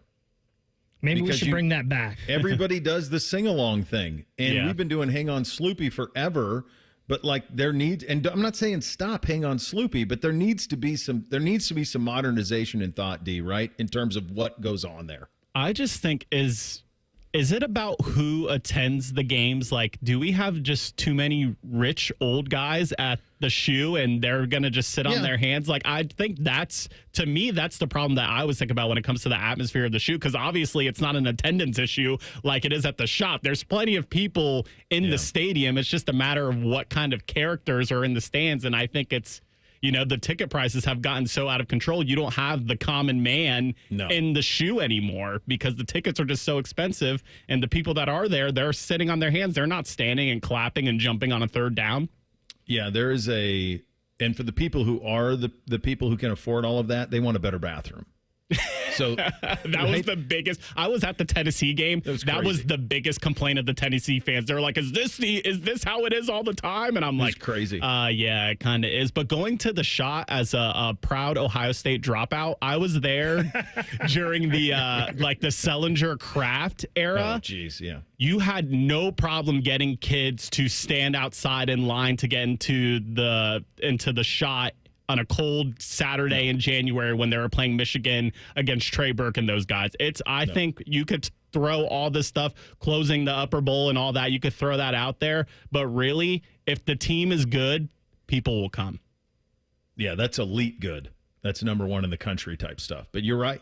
I was at those games. Those games were unbelievable. Those atmospheres. That's why John said what he said. I love the Schott. I always say, I bet you did. You guys are always ranked in the top 10 in the country every game you played there. We'll get Austin's perspective on all of this coming up next in 2 minutes. Bishop and Friends right here on The Fan. We can come the day you call us. We're 1-800-GOT-JUNK. We make junk disappear. All you have to do is point. Brian, I've been meaning to ask you something. Okay, ask away. Sometimes when we're talking, I hear a little sparkling sound. Is it when one of us says, all you have to do is point? There it is. Did you hear that? That's the sound of magic happening. Magic? Like we can come the day you call us? Wow. Call 1-800-GOT-JUNK or visit 1-800-GOT-JUNK.com. Common Man here for Universal Windows Direct. It is a big sale at Universal Windows Direct. You're getting an incredible 50% off your windows. That's half off, and it gets even better. For a limited time, you get no interest and no payments for 12 months. That's a whole year. I got to tell you when something's half and when something's a year. You also get a free entry door with your window purchase. Schedule your free in-home estimate today. Give them a call, 614-502-5220, or visit universalwindowsdirect.com. Like me, you'll be saying, I love my windows. From the hardwood to the warehouse, performance matters. That's why Caster Connection, proudly based in Columbus and trusted nationwide, delivers industrial caster and wheel solutions to keep operations rolling smoothly. With an unrivaled online inventory and the best consultative experts in the industry, we'll help you find the right caster for any job. Shop now at casterconnection.com and save 10% on online orders with promo code ROLL10. not a retail location. Boating season is finally here, and Buckeye Lake Marina is your go-to destination for all your on-the-water needs. With the largest inventory in Central Ohio, you can choose from top brands like Bennington, South Bay, Crown Line, and more. Buckeye Lake Marina has it all. Pontoon boats, luxury tri-toon boats, even merch. Open 7 days a week to serve you better. Find your next dream boat at Buckeye Lake Marina. Visit BuckeyeLakeMarina.com today for all your on-the-water needs. The good life, the lake life, starts at Buckeye Lake Marina. Bishop and Friends is sponsored by Diamond Seller, your true jeweler for over 75 years. The Fan, Ohio sports destination. He knows everything about the Buckeyes. He's been offered tens of dollars by a certain team to spill his secrets. He's told that certain team to go to hell. Damn you all to hell! He's Austin Ward. Indeed he is, and he joins on the Brian Heating Cooling Systems fan guest hotline. Of course, it rivals, and now officially you and this is exciting times, buddy. Welcome. I see videos of you welcoming Berman. Last week we knew about it, but in terms of it being public, it wasn't, and now that it is. So welcome. It's good to have you guys on board officially. It's awesome. It's really exciting. I still don't know if they're going to approve a key card for Berm. I'm not sure that they should. We need to be careful with that, But yeah, it's been a crazy month and a half, Bo, and I'm excited to be able. I kept talking to you, kept covering the rest of spring football for Rivals, and had a number of chances to be on with Timmy or Beam and talk to Bob, talk to you, and it was good to keep that bit of normalcy. But I like to talk about them every single day, and so having the chance to do this again in a more permanent basis with 97.1 and 10 TV and 10 TV Plus is really exciting, and I'm pumped that we have this opportunity because I think it's a great partnership on both directions. Every once in a while, you hear something from the suits, and you go, "Well, oh yeah, that makes all the sense in the world." And that's how I felt about that. Like as soon as I'm like, "Yeah, well, of course, do that." Yes, of course, knock that out of the park. We were talking about this, and it seems like any time that Ross, gets him on a platform, he talks about basically what this all comes down to is they got to find some money. And so there's a bunch of things that are going to be for sale. And so they're trying to find some things that they can sell, whether it's putting a sponsorship on the game or some sort of a naming rights to Ohio Stadium or whatever it's going to be. And one of the other things they want to do is environment, right? Because if you're going to start selling everything, then you need the people that are going to, when they get to these places, this is worth my investment to continue to pay this price. If you are Ross Bjork, and let's just handle Ohio State football because that's what we talk about most, and you think about what his job is, what is most important for him over the next 6 months to a year in regard to Buckeye football? Well, I think it's balancing both of those two worlds, Bo. I know that you've made this a point a number of times, and I completely agree with you. If you are wanting people to get off their couch, which is very comfortable, if you want them to wait in line to buy a beer and to go to the bathroom, you better make the rest of that experience really worth it. And I think where Ohio State seemed to, maybe get itself in trouble is they needed the money, they needed the sponsorship, and they can't ignore that. But it was zapping the juice from the rest of, the experience. And I think that there are people that really love watching knocker ball. I don't, I'm not really one of them, but I know that people do. But you had stuff like that was not, remaining engaged with the game. And I think that the people who are paying these ticket prices, that are paying for the food and beverage, that are, dealing with parking and traffic, they are 100% committed to watching Ohio State football. I think the rest serves as a little bit of distraction. And I can't speak for everyone, and you're not ever going to please everyone. When you're talking about 100,000 people, they're not all there for the exact same reason. And I think there was too much sponsorship opportunity that was taking away from the people who just live, breathe, die with every single down of Ohio State football. And I know for certain that, and I talked with Ross about this, and so have you, that it was the trip out to Oregon and seeing how those fans in Eugene, and there were multiple people, not just Ross, the entire, front office, so to speak, was like, these people are just singing along to a song during the television break, and they are fully engaged with the game, and they're not worried about who put the logo up at this time or, a race against the mascot. You know, and I don't mean to belittle those things because they have their moment, they have their value, and they are helping to bring in the players with NIL sponsorship. That's going to be more true than ever once the House settlement is finalized. So, you know, I can't give a clear-cut and clean answer to that because there isn't one, and I just know that that's one of the most difficult parts about that job is finding the balancing act of how to get both of those things done at the same time. And I don't envy them because you're also talking about future renovations for the Horseshoe and, you know, salary cap. All these things are going on at the same time, and you have to be able to pay for it. But if you don't keep the people engaged in the seats, well, that's a much bigger loss of money. It sure is. And I think the other thing that's a real problem here is this has never been more difficult to do when you think about if they're going to try to throw real money into the shoe, which it's an over 100-year-old building. But if you're going to pay $200 a ticket, you shouldn't have to use a porta-john. I mean, that's kind of a minimum requirement, I think, right? So the problem for that is you have to find money to donate to do those type of renovations. I think people think that Ross Bjork's Scrooge McDuck swimming around in gold coins, there's all this money in the world, and that's just not the case at all.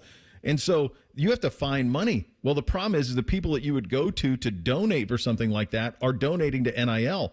So you're pulling against yourself with a lot of this stuff. I'm dubious to think that anything major can be done at Ohio Stadium because I just think that the cost of it is going to be so extreme. When you think about a stadium that old, they can do some little things, I mean, in terms of presentation, like you said, but in terms of the finite stuff, I think it's going to be a real struggle, buddy, to get anything done.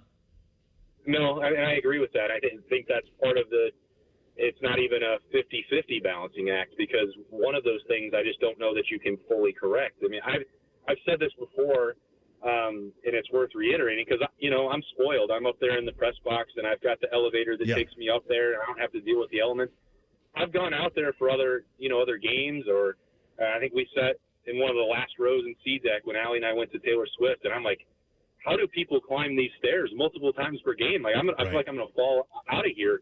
So I have great respect, like the utmost respect for the fan base that continues to deal with that. But the point is, you can't change where those seats are, and you can't build an escalator in C deck to make it easier. So that part can't change, and those bones aren't going to change. So, you know, there is a limit to some of the things that you can do. And every time they've had a new thing roll out, there's going to be growing pains. And, you know, I think nobody liked it the first time that the Wi-Fi came out. It's like, well, this doesn't work. This is supposed to be the grand solution because everybody wants to be on their phones and know what's going on in other games. And I think they've made improvements on that front. Mm-hmm. I think in terms of, you know, different partners for food, different partners for drink, I think they've listened to those concerns and addressed them. And I don't think that Gene Smith before or Ross Bjork now were unwilling to take those steps because they know that the fan base, the customer base that they have to serve most are the 100,000 people that are coming and ponying up for those tickets, which are not cheap and they're not easy to use. So you're not going to be able to put a dome on it, and you're not going to be able to make it easier to sit in C deck, and you're not going to be able to avoid the sun on one side of the field when we started a big noon kickoff. So those things are a continued challenge. And I do think that, you know, maybe there's a solution out there where you fight for different kickoff times. And I think that there's frustration from the fan base because they're saying, well, the television partners are supposed to be paying for a lot of these improvements, and they're not. And I get that that's the perception. It might not be the full reality, but Ohio State should maybe have more control over when it gets to play. And if teams people are tired of sitting in the sun or they want a night game, that they could fight for that more aggressively with the television partners. And there may be an element of truth to that as well. But again, that just goes into one problem out of like 1,000. I know. And Ross Bjork is trying to wrap his hands around all of them. It's like the little, I mean, we referenced Scrooge McDuck. It's like the Looney Tunes where you stick one finger in a hole on a dam and then 6 more open. Do you think that there is, obviously Texas needs to be at night. I mean, it needs to be. That's, if you're Ryan Day, you want that game at night. The fan base wants it at night. Big Noon's going to have the picks. They get the first 3. Do they? No way they're passing on it. They're not. No. So if you're Ross Bjork, can you say, okay, fine, but it's Big Noon at night, is what this needs. Like, do they have the power to push back on that at all? Or are we just stuck at the whims of them and they play us at noon every big game we play? They've already wrecked the Penn State game by doing that. 100%. And if that's the way that we're going to view it, then they're going to wreck the Texas game too, because it's going to be at noon. And I think especially on the opening weekend, it's the worst. Play it Friday night, bud. Didn't you have a few Florida State Miami games on a Monday night to kick open that weekend? I did. Yep. Yeah. So I mean, the flexibility exists for that opening weekend, but not actually in terms of the contract, which I think is why people are so frustrated. And that's a problem that's pretty much specific to Ohio State. Penn State, they've had their whiteout impacted, but Ohio State has played such a high volume of them, and you and I have made this point over and over and over.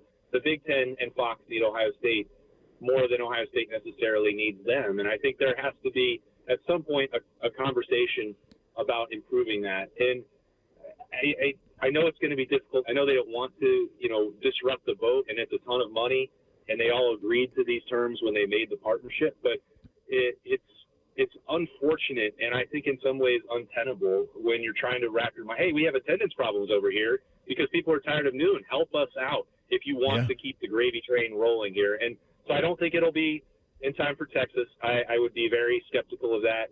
But I do think that, again, when you're plugging one dam and opening up another, this is one that just has – if you're looking for solutions, I think Ross Bjork and Fox and NBC and everybody else have to be realistic about this and the demands that they're placing on Ohio State, because they are unfair in some way. And it's not a competitive disadvantage, but it's certainly not an advantage. No, and it's a recruiting disadvantage, because good luck getting a kid to that game when they're flying from the south to get to a noon game. It's so hard connecting through, and hopefully they can get something done. I'm not optimistic either. Always enjoy the conversation, and officially welcome aboard, buddy. It's going to be great to have you in Berm. Appreciate it, Bo. Very excited, and I'll catch everybody again tonight with nephew Beamer as we get rolling on the new look of the Buckeye Show. Everyone will be listening. Look forward to that, my friend, as well. We'll hit a little thing or not a thing up next. Bishop and Friends right here on The Fan. We're known for three things: games, conversation, and common man yelling about things only he cares about. The Fan, Ohio sports destination. You just realized your business needed to hire someone yesterday. How can you find amazing candidates fast? Easy. Just use Indeed. Start at Indeed.com/credit.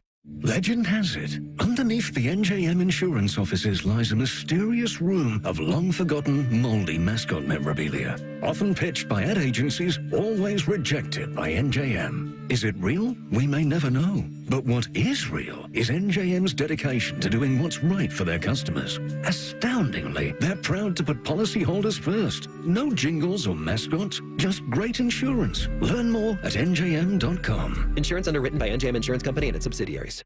Working your way through that honey-do list? That means more flushes, more showers, more fiddling with the thermostat. Trust the pros at the Waterworks with your plumbing and drain cleanings and repairs and all your heating and cooling needs. Our certified pros can repair or replace your furnace or air conditioner. Clogs? Call the Waterworks. Drain cleaning? Call the Waterworks. Plumbing issues? Call the Waterworks. Furnace repairs? Call the Waterworks. The Waterworks. Trusted neighborhood plumbing, drain, heating, and cooling experts. Hey, it's Bobby Carpenter. Spring is here, and it's time to refresh your yard with Ohio Mulch. With 15 convenient locations in Central Ohio, it's easier than ever to get your mulch ready for the season. Need it delivered? No problem. Save $50 on home delivery when you order online. Whether it's mulch, soil, or even stone, we've got your yard covered. Visit OhioMulch.com today and spruce up your garden with the best. Ohio Mulch, landscape supply, cleaner, greener, better. Patients everywhere are experiencing joint pain relief thanks to QC Kinetics regenerative treatments. So how does this non-surgical approach work? QC Kinetics Medical Director Dr. Aaron Wolkoff explains. It's like when you get a paper cut and the cells that come onto that scene first stop the bleeding, and then it recruits more cells to form new skin and new soft tissue. And then you look down a week later, 2 weeks later, and it's like nothing happened and that paper cut never existed. In this same way, QC Kinetics uses your natural biologics to help repair repair and restore aching knees, hips, shoulders, and backs. We take those same similar cells in different areas that are arthritic, are painful, and we cause this kind of internal self-healing that can resolve patients' pain. Relief without surgery. See if you're a candidate for QC Kinetics regenerative treatments. Call QC Kinetics 380-208-4544. That's 380-208-4544. 380-208-4544. When you're ready to sell your car, another reason to choose Hinder Motor Company is the easy, fast, fair, and hassle-free way to sell. This is Justin Hinderer. We pay top dollar for your vehicle, whatever the make or model, and no purchase is necessary. Consider trading and get even more toward your next vehicle. Drive in today and leave with cash or get a great deal. See why it's a pleasure doing business. Just visit HinderMotorCompany.com. If only there was a radio show that constantly talked about Ohio State athletics. Well, good news. It's real, baby. The Buckeye Show. Weeknights at 6. Proud to be your flagship home of the Buckeyes. The Fan, Ohio sports destination. Going up.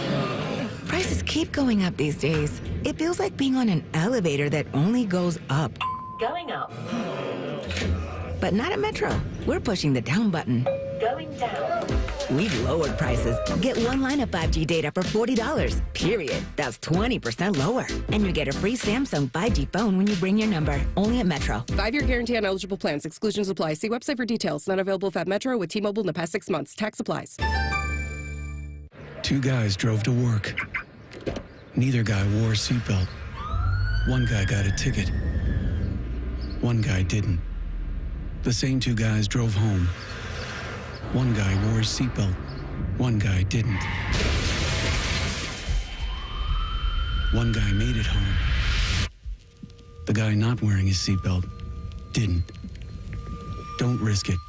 Click it or ticket. Paid for by NHTSA. The Fan Poll is brought to you by Caster Connection. Visit CasterConnection.com to shop online or to work with our Caster Solution specialists. The friends are the guests and listeners. Reeser and Baker just work here. Back to work. Back to work.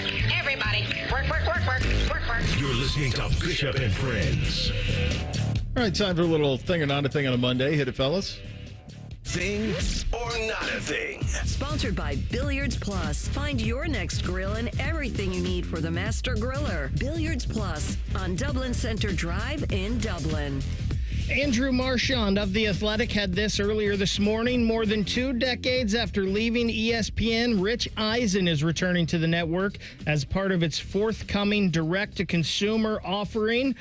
Sources briefed on the move have said this morning Eisen will take the Rich Eisen show from Roku to ESPN in the fall. There is a strong possibility that the program, which runs from noon to 3 every day, could also land on ESPN Radio, where it would be viewed as the anchor for the network. Those details are not ironed out yet, though. Similarly to the Pat McAfee show, Eisen's program will be licensed by ESPN, meaning that he is expected to maintain ownership and editorial control. The terms of the deal not yet known. Eisen, who is 55, left ESPN back in 2003. I can't believe it's been that long ago to become the face of the NFL network. Thing or not a thing? Do you know why he left?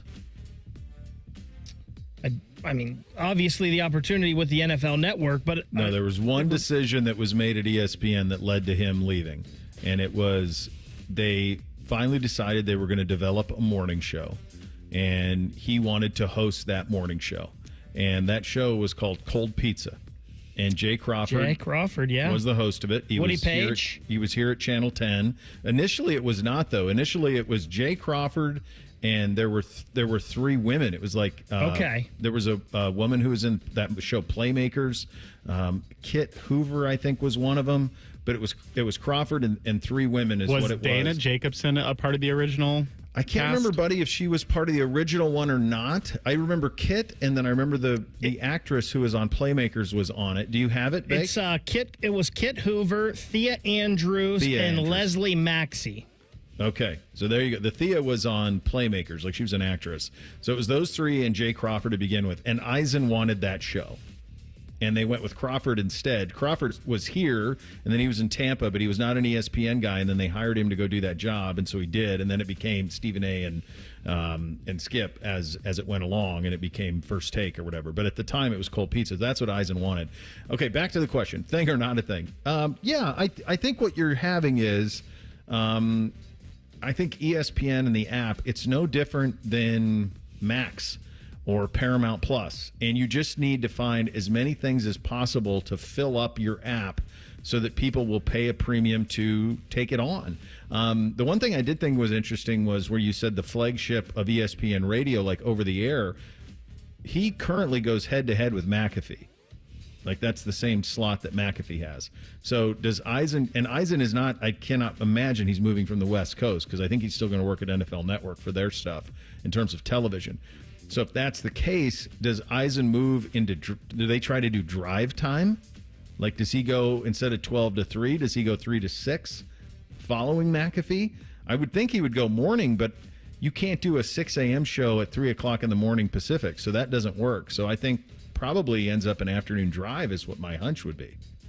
Yeah, I also think this is a thing for a lot of things you mentioned, but also, I mean, Rich Eisen is like an ESPN OG. Like, he's one of the guys you think about when you think of those early Sports Center days. And I know he's probably not going to be, anchoring Sports Center, but it's pretty cool for when anyone goes back home, so to speak.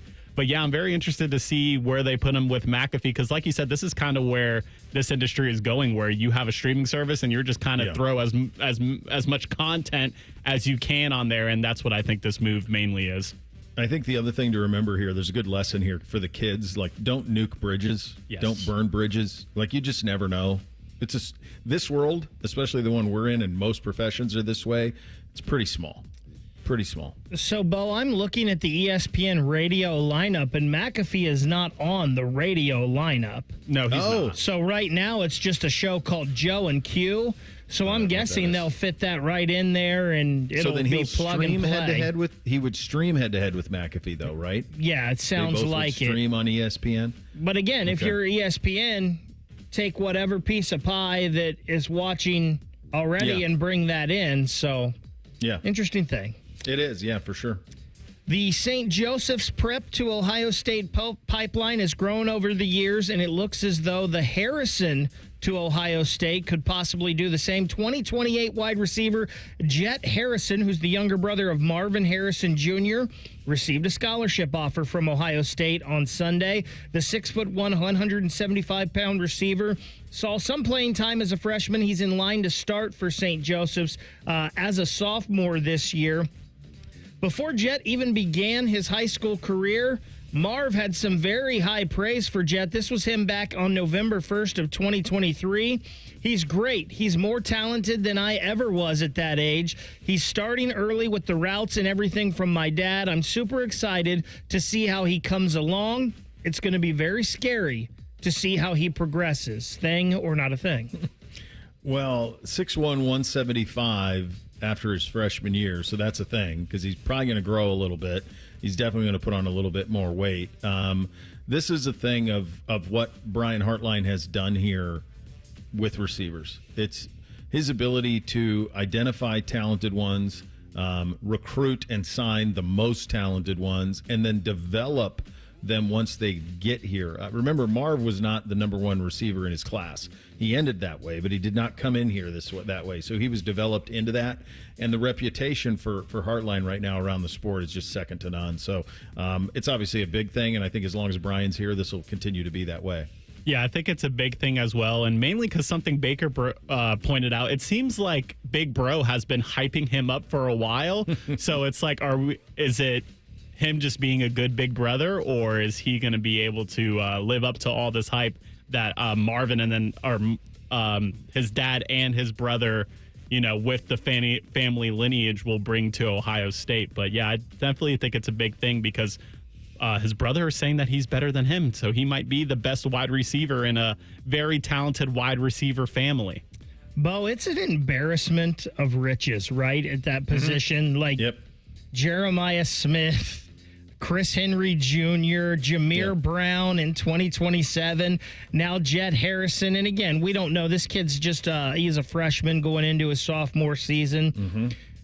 But if Marvin says this kid is better than I ever was at his age, and I understand he's hyping up his brother, right? But my goodness, I mean, if that's the case, this kid could also be possibly the number one receiver in his class. They don't have rankings out yet on the 2028 class, thank God. At least from 24/7. But my goodness. Yeah, it is an example of it's wide receiver finishing school is what Brian Hartline is putting on here. You come here, he will develop you, and then you go to the league and you're ready to go. So we've seen it with a bunch of them, and we're going to see it with a bunch more. Cardinal Tate's going to be a first-round pick. Jeremiah is going to be a top 5 pick. Chris Henry's going to be. I mean, just away you go. It's an embarrassment of riches, and we're very, very spoiled. Final hour on a Monday. We blitz the weekend up first. Bishop and Friends right here on The Fan. Just when you thought afternoons couldn't get any dumber. You fellas been doing a bit of boozing, have you? Common Man and Timmy. Weekdays from 3 to 6. Your home for dumb. The Fan. He opens his toolbox before he opens his wallet and believes you can fix anything with 20 minutes and some pride. He's Mr. DIY, and when he needs metal, he goes to metal supermarkets.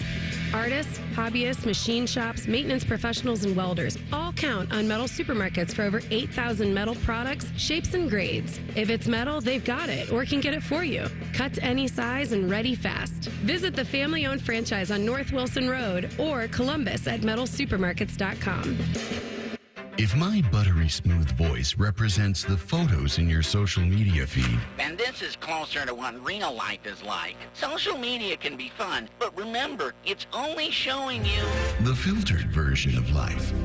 So when social media is stressing you out, check in on yourself and remember, it's not the whole story. For more tips on reducing your stress, go to mha.ohio.gov/check-in. A message from the Ohio Department of Mental Health and Addiction Services.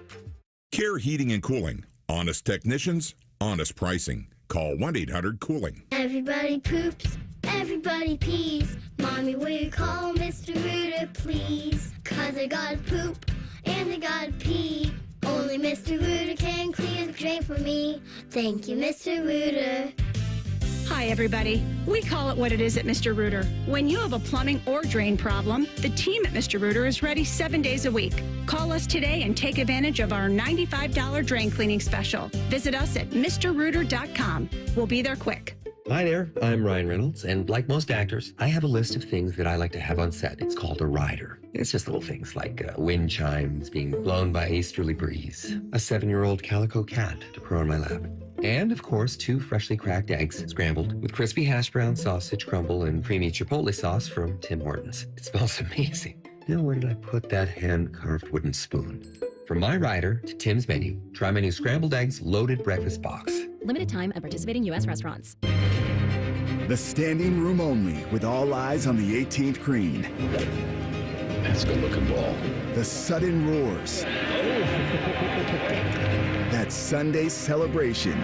Jack always made the punt at 18, and today, Scotty Scheffler did.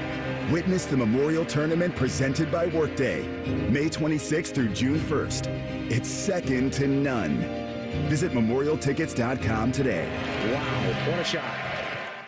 Tired of being undervalued? Join 9 Trees and get what you deserve. At 9 Trees, we don't just hire hardscapers. We build a team of skilled pros who take pride in their craft and get rewarded for it. Top pay that beats what you're making now, we guarantee it. Performance bonuses, modern equipment and the tools you need, medical benefits, and retirement accounts. You've got the skills, we've got the respect, and the paycheck to match. Make the move. Apply today at 9treeslc.com or call 614-921-9595. It's Leslie from Pella Columbus. I'm Wilson from that other window place. Wilson, I got the nicest Google review today. Dewey from Gahanna said, "We cannot believe we are able to get the Pella look and quality at the cost we did." I got a review too. Listen to this. These windows were great.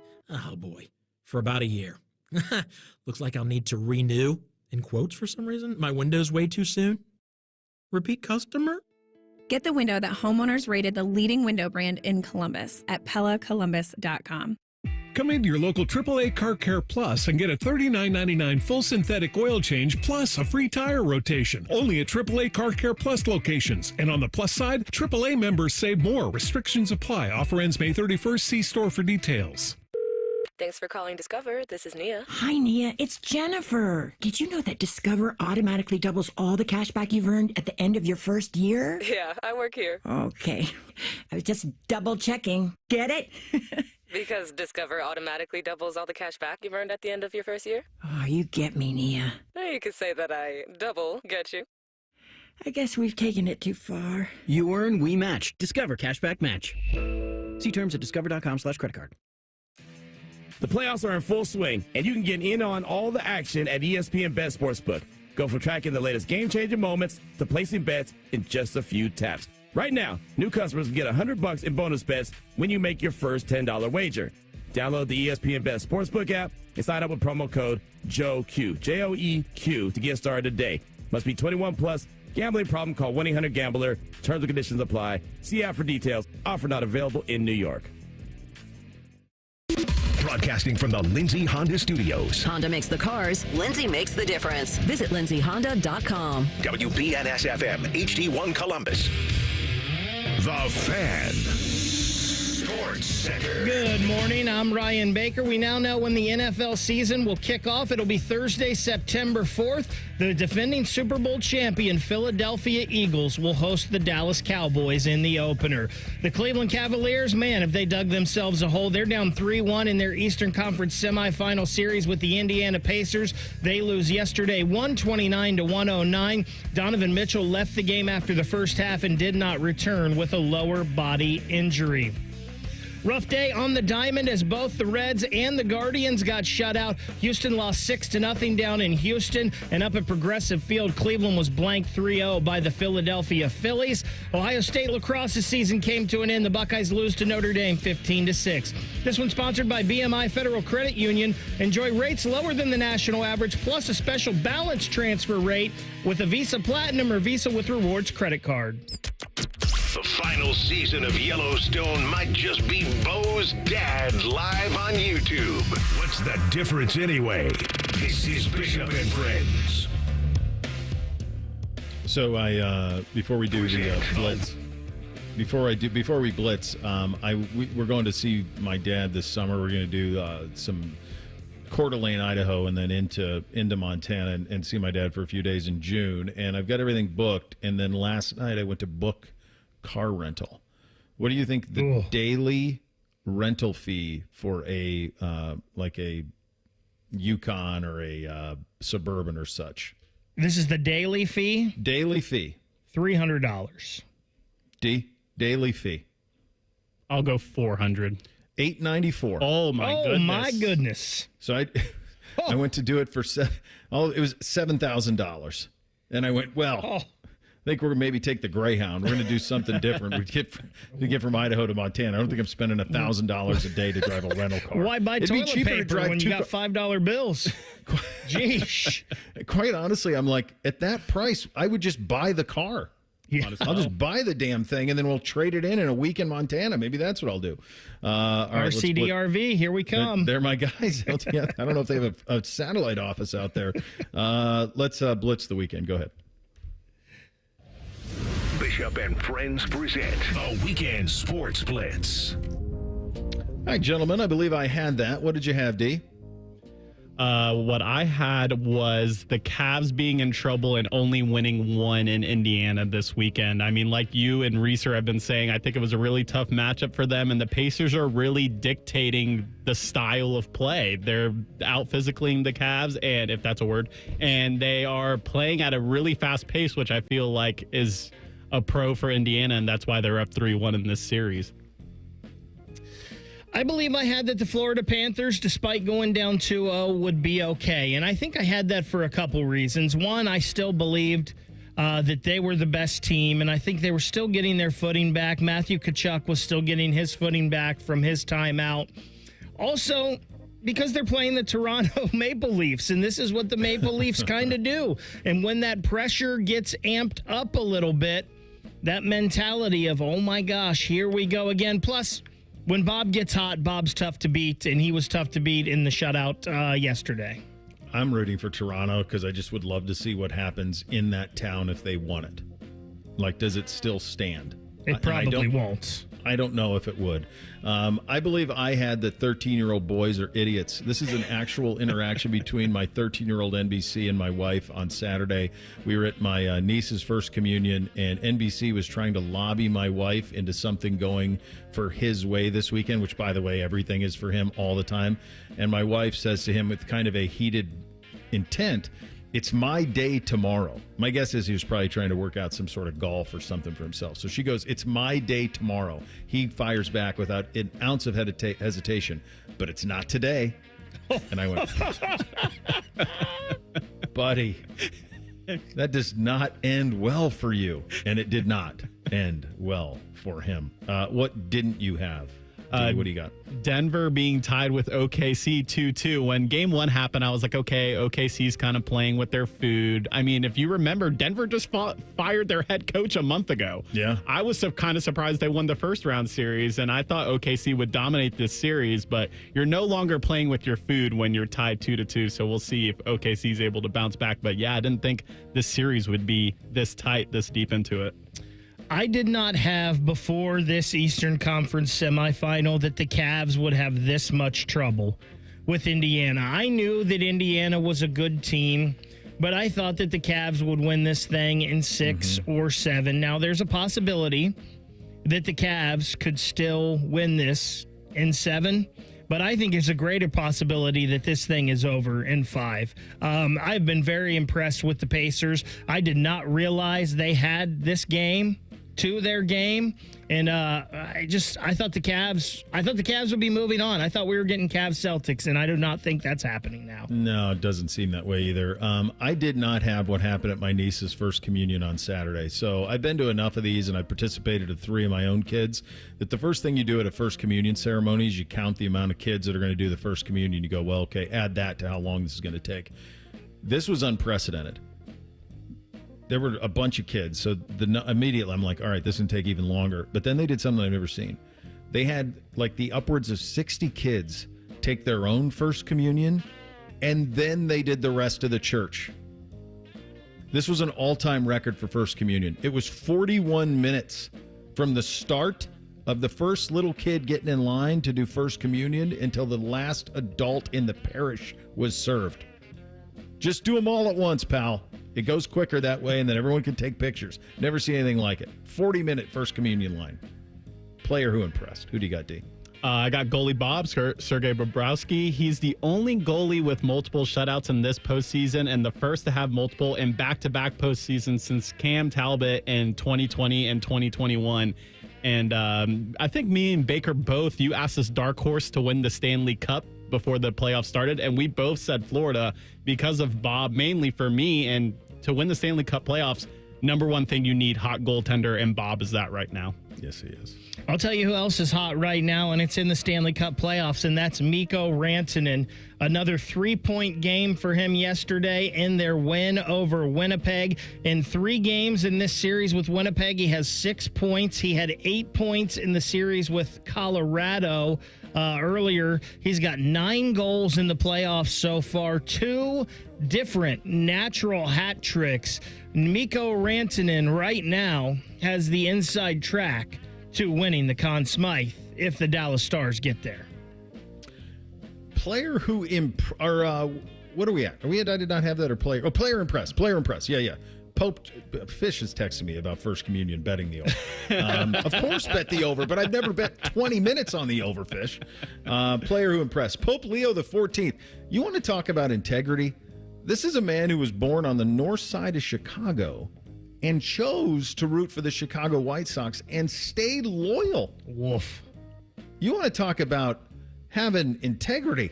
This is the right man to lead the Catholic Church, which I guess I've married into, and so I guess now I'm a part of it. Maybe you can do something about this First Communion timeline. We got to get that sorted out. Let's have that job, too.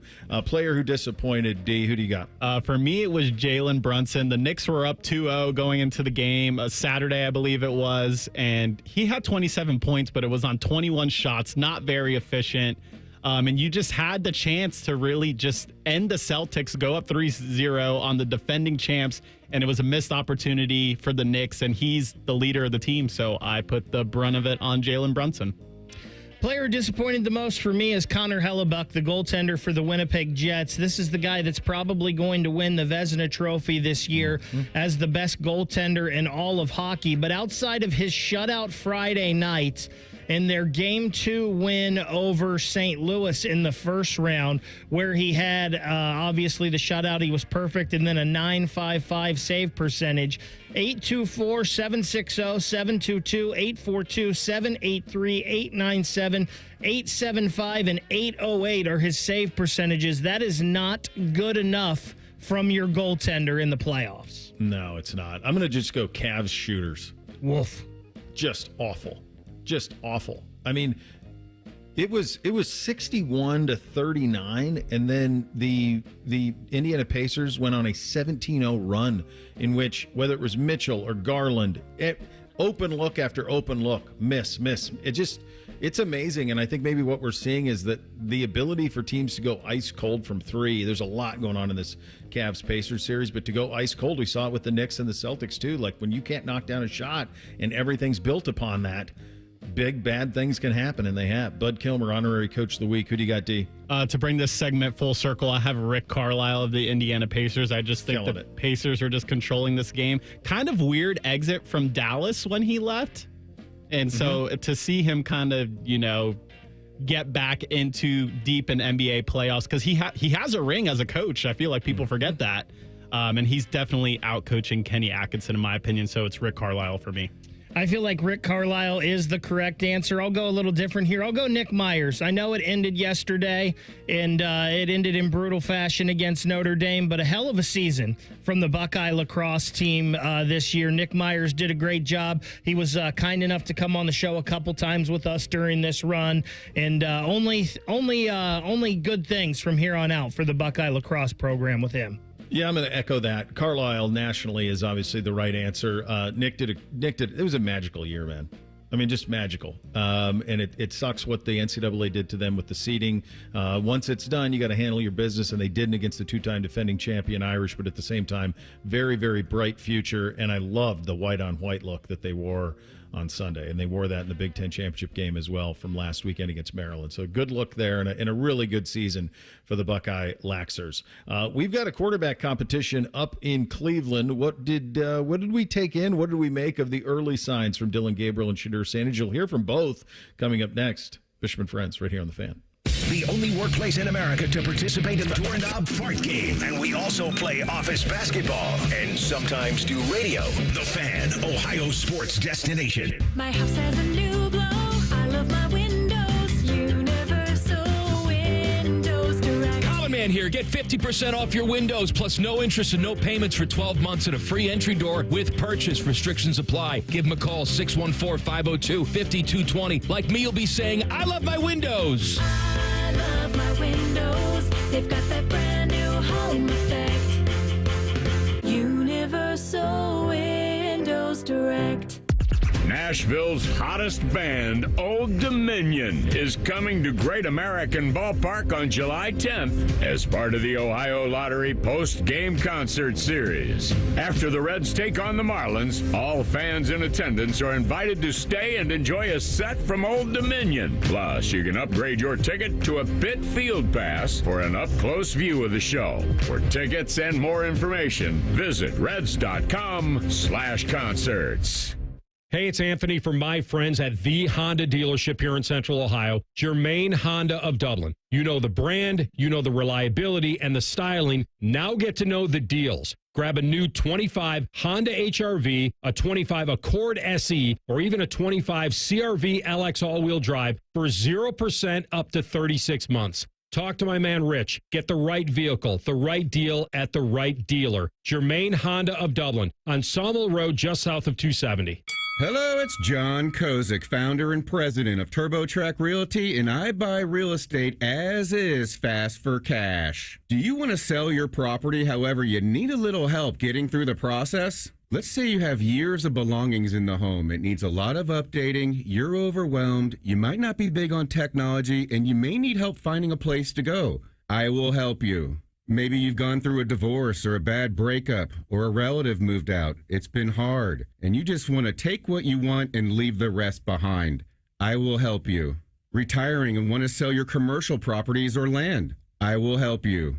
Sellers, whether you're selling as is or selling for top dollar, you're no longer alone. Visit us today at TurboTrackRealty.com or call me now for an all-cash offer and, more importantly, the help you need at 614-470-2000, 614-470-2000. Common Man and Bob Capace here for Worthington Jewelers. Bob, you know what I love the most about you? That I pay you to do these commercials? That and the way you treat your customers. All right, listen. I will hook you up in our warm, inviting environment. You will be greeted by our top sales professionals that are non-commissioned, but will help guide you through the entire process. You're my guy, Bob. Worthington Jewelers on High Street in Worthington, worthingtonjewelers.com. Tell them Bob Capace sent you. The Fan at 1460 ESPN Columbus is your radio home for Sunday Night Baseball. Sponsored by The Waterworks. Call The Waterworks and Header Heating and Cooling today at 614-232-2222. The Fan. Hey, it's Anthony. You know what the slogan is at the Good Feet store? Good feet, good life. Friends have asked me, how are my personally fit arch supports different from the inserts and insoles they can buy online or in department stores? There are big differences. My Good Feet arch supports are designed to provide me firm yet flexible function. What does that do? They actually help correct poor foot biomechanics, which leads to providing me long-term pain relief. I was also the guy who thought, well, if I buy good shoes, my feet won't hurt. It wasn't a bad thought. A lot of people think shoes are always the problem, when in reality, it's often the foot that goes into the shoe that's the real source of discomfort. When I got my personally fit Good Feet arch supports, my feet felt stabilized. The pain and discomfort went away. For more than 30 years, the Good Feet store has helped thousands of people just like me discover the comfort they've been dreaming of.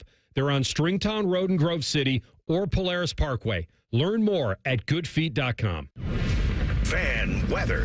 From the Logan AC and Heat Services Weather Center. It is going to be a mild day, but mostly cloudy to start with rain chances developing into the early afternoon. Highs in the mid to low 70s. Tonight down into the 60s with showers likely. And then for Tuesday, we will see mid 70s for the highs with rain chances continuing and also for isolated thunderstorms.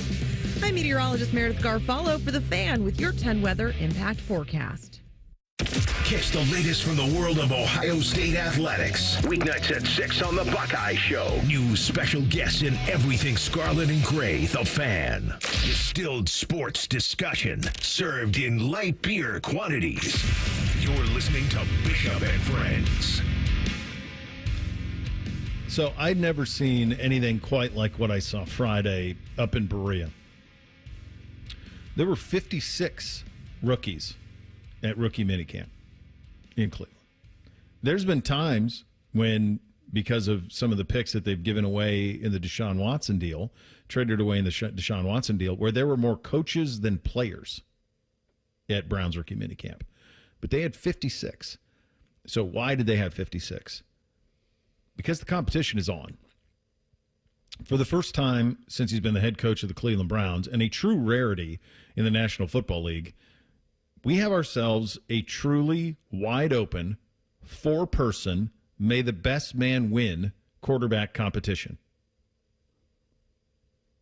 Point blank. That's what's happening. And so in order to get a good look at the two guys you drafted in the third round and the fifth, you had to have a lot of guys to run routes, a lot of guys to do 7-on-7 against, a lot of guys to play on the offensive line, a lot of guys to have to defend it. So you ended up with, it was like training camp. I mean, it's upwards of 60 guys at the camp. And so you got to see Dylan Gabriel and Shador Sanders do a lot. They threw it a lot. I said this when I was on with Brother Bone and Tyvis this morning. I think if my experience was that if you watched Friday, I wasn't there Saturday, but I was up there on Friday, and if you watched Friday, your takeaway could not have been anything other than if you had drafted either one of those guys in the first round, you'd have said, that was great. That was great. They were so accurate. The ball was out so quick, decisive. Shador had maybe one kind of blunder where he kind of bobbled an under center snap, and then he kind of threw it, a ball that could have been picked, in the NFL. He just kind of threw it off to the sideline. But other than that, he was incredibly accurate, incredibly sure of himself. Dylan Gabriel, incredibly accurate, incredibly sure of himself. Either one of them would have looked like a first rounder. Just the way that they threw the ball, the rhythm that they threw it in. It was just the ball never hit the ground type of a situation on Friday.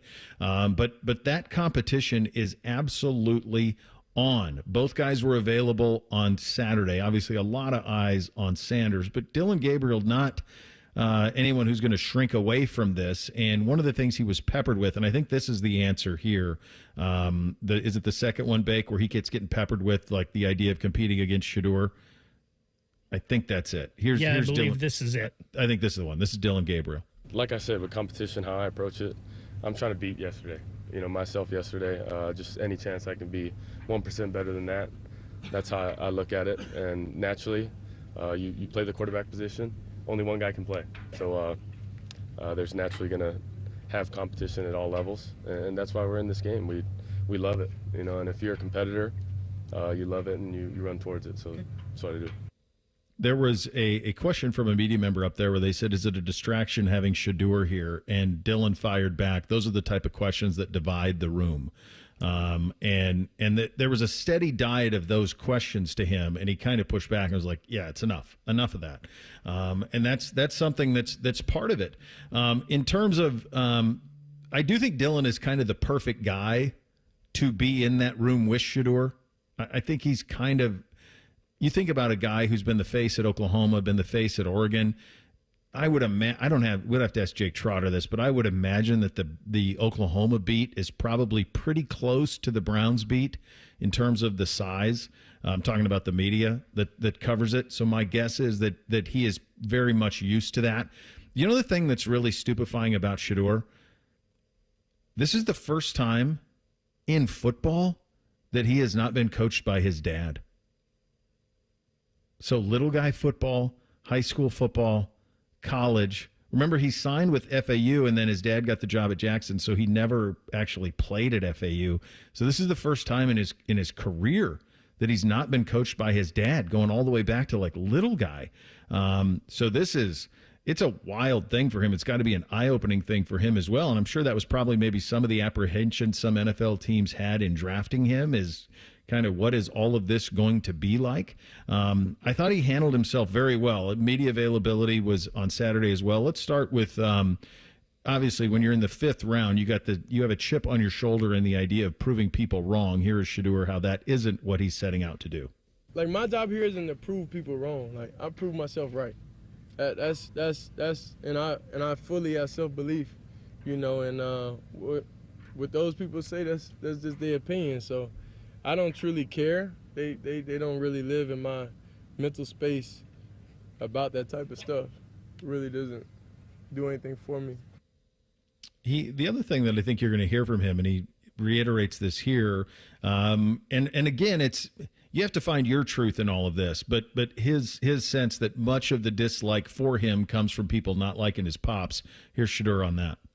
99% of hatred is, towards Pops. And then I'm just his son. So it really just comes from that, and I told him that too. But, it just comes from him.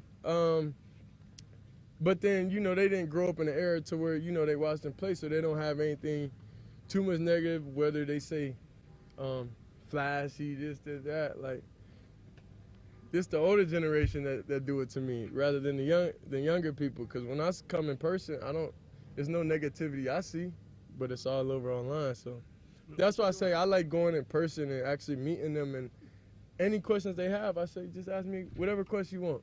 Pick any question. No filter, no anything. I just answer whatever they need me to answer. But the most question they asked me was just like, how is it mentally going through all this? And I just told them it's just like playing quarterback, so I can't be fazed by it. Yeah, there's it's been well documented that the process of the draft, him and his team probably didn't land the plane on the way that they would want to. I would tell you, based on what I saw in rookie minicamp, that was not the case on the field.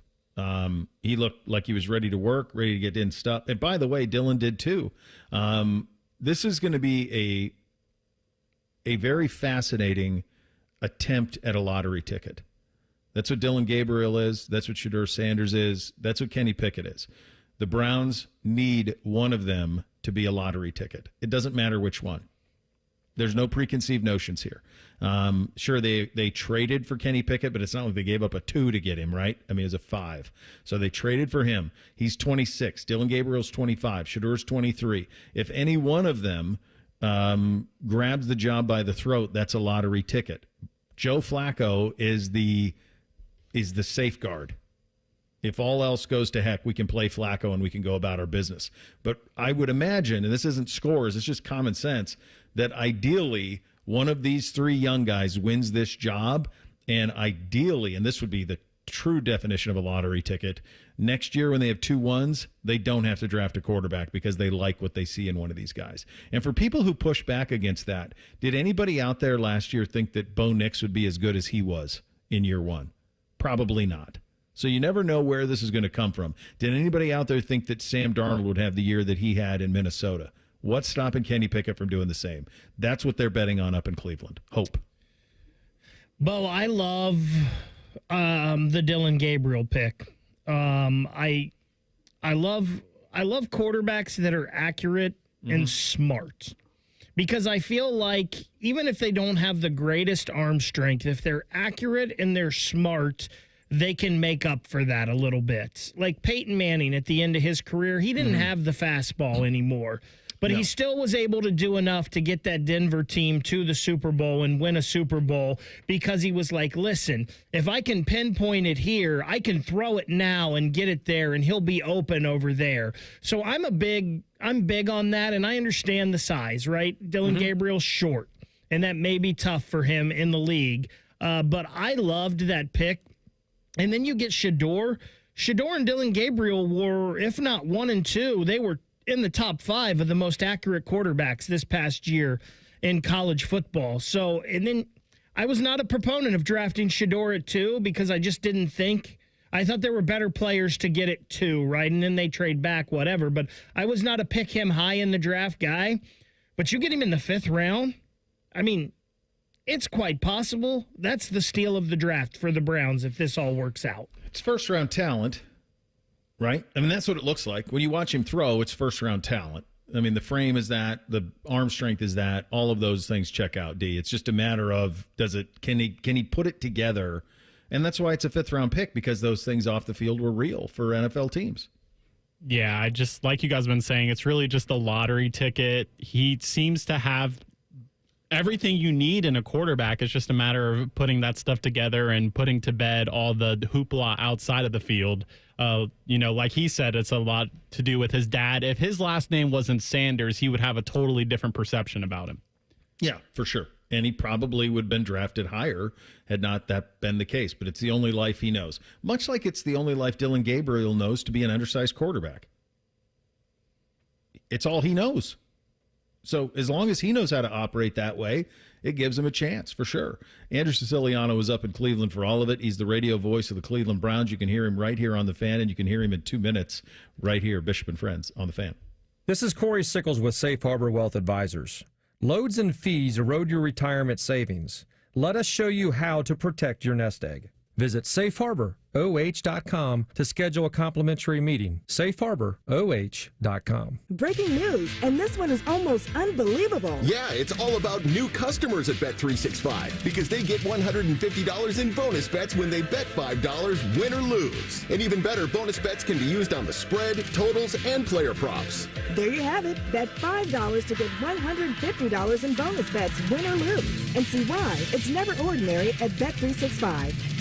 21 plus only. Must be physically located in Ohio. Gambling problem? Call 1-800-GAMBLER. T&Cs apply. Available in app only. Hey, it's Anthony from my friends at the Honda dealership here in Central Ohio, Germain Honda of Dublin. You know the brand, you know the reliability and the styling. Now get to know the deals. Grab a new 25 Honda HR-V, a 25 Accord SE, or even a 25 CR-V LX all-wheel drive for 0% up to 36 months. Talk to my man Rich. Get the right vehicle, the right deal at the right dealer. Germain Honda of Dublin on Sawmill Road just south of 270. Wouldn't it be nice if you could dump all your problems on someone else's back? Well, when you wake up to a clogged drain or a plumbing issue, make that Mr. Rooter's problem. Call 855-MISTERS today or MrRooter.com. Call Mr. Rooter. He'll be there quick. Guys, don't waste your time and money with low-quality online TRT that charges you over $100 just to start. Visit our TRT experts at Low T Center today for a free consultation and free test. Treatment is personalized to your body, and most major insurance is accepted. With the freedom to choose if you want in-center care or at-home treatment, you're in control of your health. Looking to lose weight? Get a free B12 shot when you start prescription treatment. Offer is limited, so book now at fixmylowt.com. fixmylowt.com. Bishop and Friends is sponsored by Diamond Seller, your true jeweler for over 75 years. The Fan, Ohio sports destination. Our top men are working on everything except this show. This is Bishop and Friends. All right, time to head out on the Bryant Heating Cooling Systems fan guest hotline. You can hear him this fall and last fall. He's the radio voice of your Cleveland Browns. You can hear it right here on the Fan. He's great, Andrew Siciliano. Buddy, thank you so much for taking the time. Have you ever seen... Friend. Hi, buddy. Have you ever seen a rookie minicamp quite like that one with upwards of 60 players? The answer is no. You and I both said that on Friday, although I'm losing track of days. Shador had to correct me on Saturday when I said, "Hey, that was a great thing on Thursday." He goes, "You mean Friday?" I'm like, "What?" Okay, yeah, cool. No, I hadn't, but I also will take this spin on it. I know there are people that already think the sky is falling because, oh my God, people have different opinions. Who cares? I think it's fun. I think it's cool. I think they have two young rookie quarterbacks, both of whom who can play, both of whom I thought acquitted themselves well this weekend, both on the field and off the field. They were both, I thought, great on the podium and great with the media. Very different people, very different humans. But I think it's kind of cool. I'm excited for it. For those who think this is going to be some kind of mess, I think it's pretty fun. I couldn't agree with you more, and I actually think that what their plan was brilliant. Essentially, the race is on. I mean, they have you and I were talking about this with Z on Friday, and they have a true four-headed quarterback race. Yeah. And obviously they would prefer that one of the young guys wins because then potentially you have a long-term fix. But there's really no agenda for any of it. May the best man win. All four are going to have a shot. And Stefanski was asked about it on, again, getting my days right, both Friday. And somebody was pressing him on the depth chart. Well, what do we read into the fact that Dillon Gabriel took the first-team snaps? Guys, it's May 9th. May 9th. The other two quarterbacks, other three, Deshaun included, weren't part of this conversation. It was only those two on May 9th. And Shador got some more first-team reps on Saturday. It's balanced. Also, Dillon Gabriel's the third-round pick. He was picked 50 selections ahead of Shador. Whichever side you want to take, whichever quarterback you want to see win, whichever quarterback ends up performing better on the field, right now, one was a third-round pick and one is a fifth-round pick. So if Kevin decided to give Gabriel on Friday more snaps, then that's fine. He's the third-round pick. Yeah, certainly. And you have some pretty good familiarity with Dillon. You've called some Oregon games through the years, and I saw that you had him and Dan Lanning on the podcast on the Browns feed over the weekend as well. What did you make of seeing Dillon up close? And obviously you've talked to him quite a bit through the years calling the games. What do you make of him as the person, the player, and then how did you think he acquitted himself over the weekend? So let's start with the person. He's mature beyond his years. He's 24. I think he's 24, right? I don't have it in front of me. Yeah. He acts like he's 42. I have joked both on and off the air. I'd pay the guy to be my therapist. I think he's that well put together and that professional and impressive a young man. Truly, truly believe that. And as Dan Lanning said on the pod, and by the way, Shador, we taped one with Shador. That should drop on Wednesday as well. Nice. Okay, so stay tuned to that one on ClevelandBrowns.com and all your Cleveland Browns podcast channels. Dillon is highly, highly impressive, and he has a leadership ability, not just with the cute little story about the minivan that he got with his NIL money when he got to Eugene last year to kind of act like an Uber driver and take all his teammates around campus to get to know them. But he has this ability to connect with everyone, and he's a damn good quarterback too. Let's not forget that, yes, he's not tall, okay, but he throws a pretty pass, and no one has thrown more touchdowns in the history of D1 college football than Dillon Gabriel. Yes, he played 6 years. I get it. Okay. But he was a darn good quarterback. Give him a chance. And as for Shador, I had never met him until, get my days right again, Saturday. He's a fun kid. He's got $1 million smile. There's a lot of deep thoughts behind that $1 million smile, and he won me over as well. So I want to get to the Shador stuff on the field, but I wanted to ask you about Gabriel because I made the point in the previous segment. I think he's the perfect guy, and I saw him bristle when some of the media kept trying to put him against Shador, and he's like, he nipped that in the bud immediately. Like, we're not going to have that. That divides things. Buddy, I think a big part of that is the 6 years in college, but it's being at Oklahoma, being at Oregon. Like, he was ready for all of that, and I think in a way he's kind of the perfect quarterback to handle this. Yeah, and I'll go back to doing the Oregon-Boise game last year. I've told the story before. Did the game with Michael Robinson, former NFL fullback and Super Bowl champion with the Seahawks, played with the Niners as well. Former Big Ten Offensive Player of the Year as quarterback at Penn State. So he knows the conference. He knows college football. He's walked in these shoes before. He walked out of our meeting, Gabriel did, and M-Rob looked at me and said, there's an adult right there. There's a pro right there. So, he's not going to get thrown off. By the way, Mary Kay's question wasn't bad. I mean, it was a legit question. It was, hey, Dillon, after one day already, it's who did better, and Shador did better, and Dillon did better, and what about that?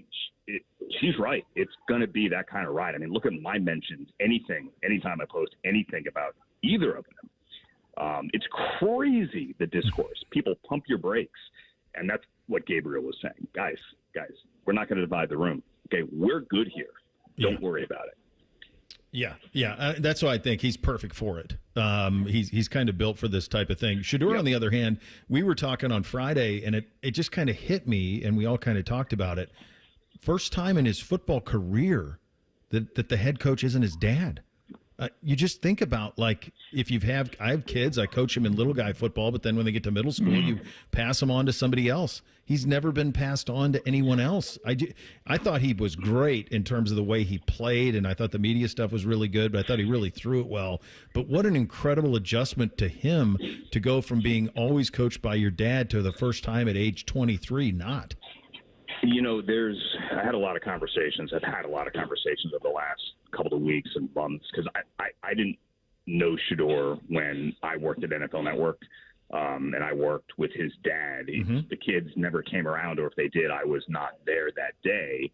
But a lot of conversations with people like, I can't walk in Shador's shoes or Shiloh's shoes. I have no idea. Forget about the football coaching part of it, but just I have no idea what it would be like to grow up in that environment. By all accounts, is a great dad, absolutely, but it's just a different environment that Bo, you and I grew up in. Oh yeah, certainly.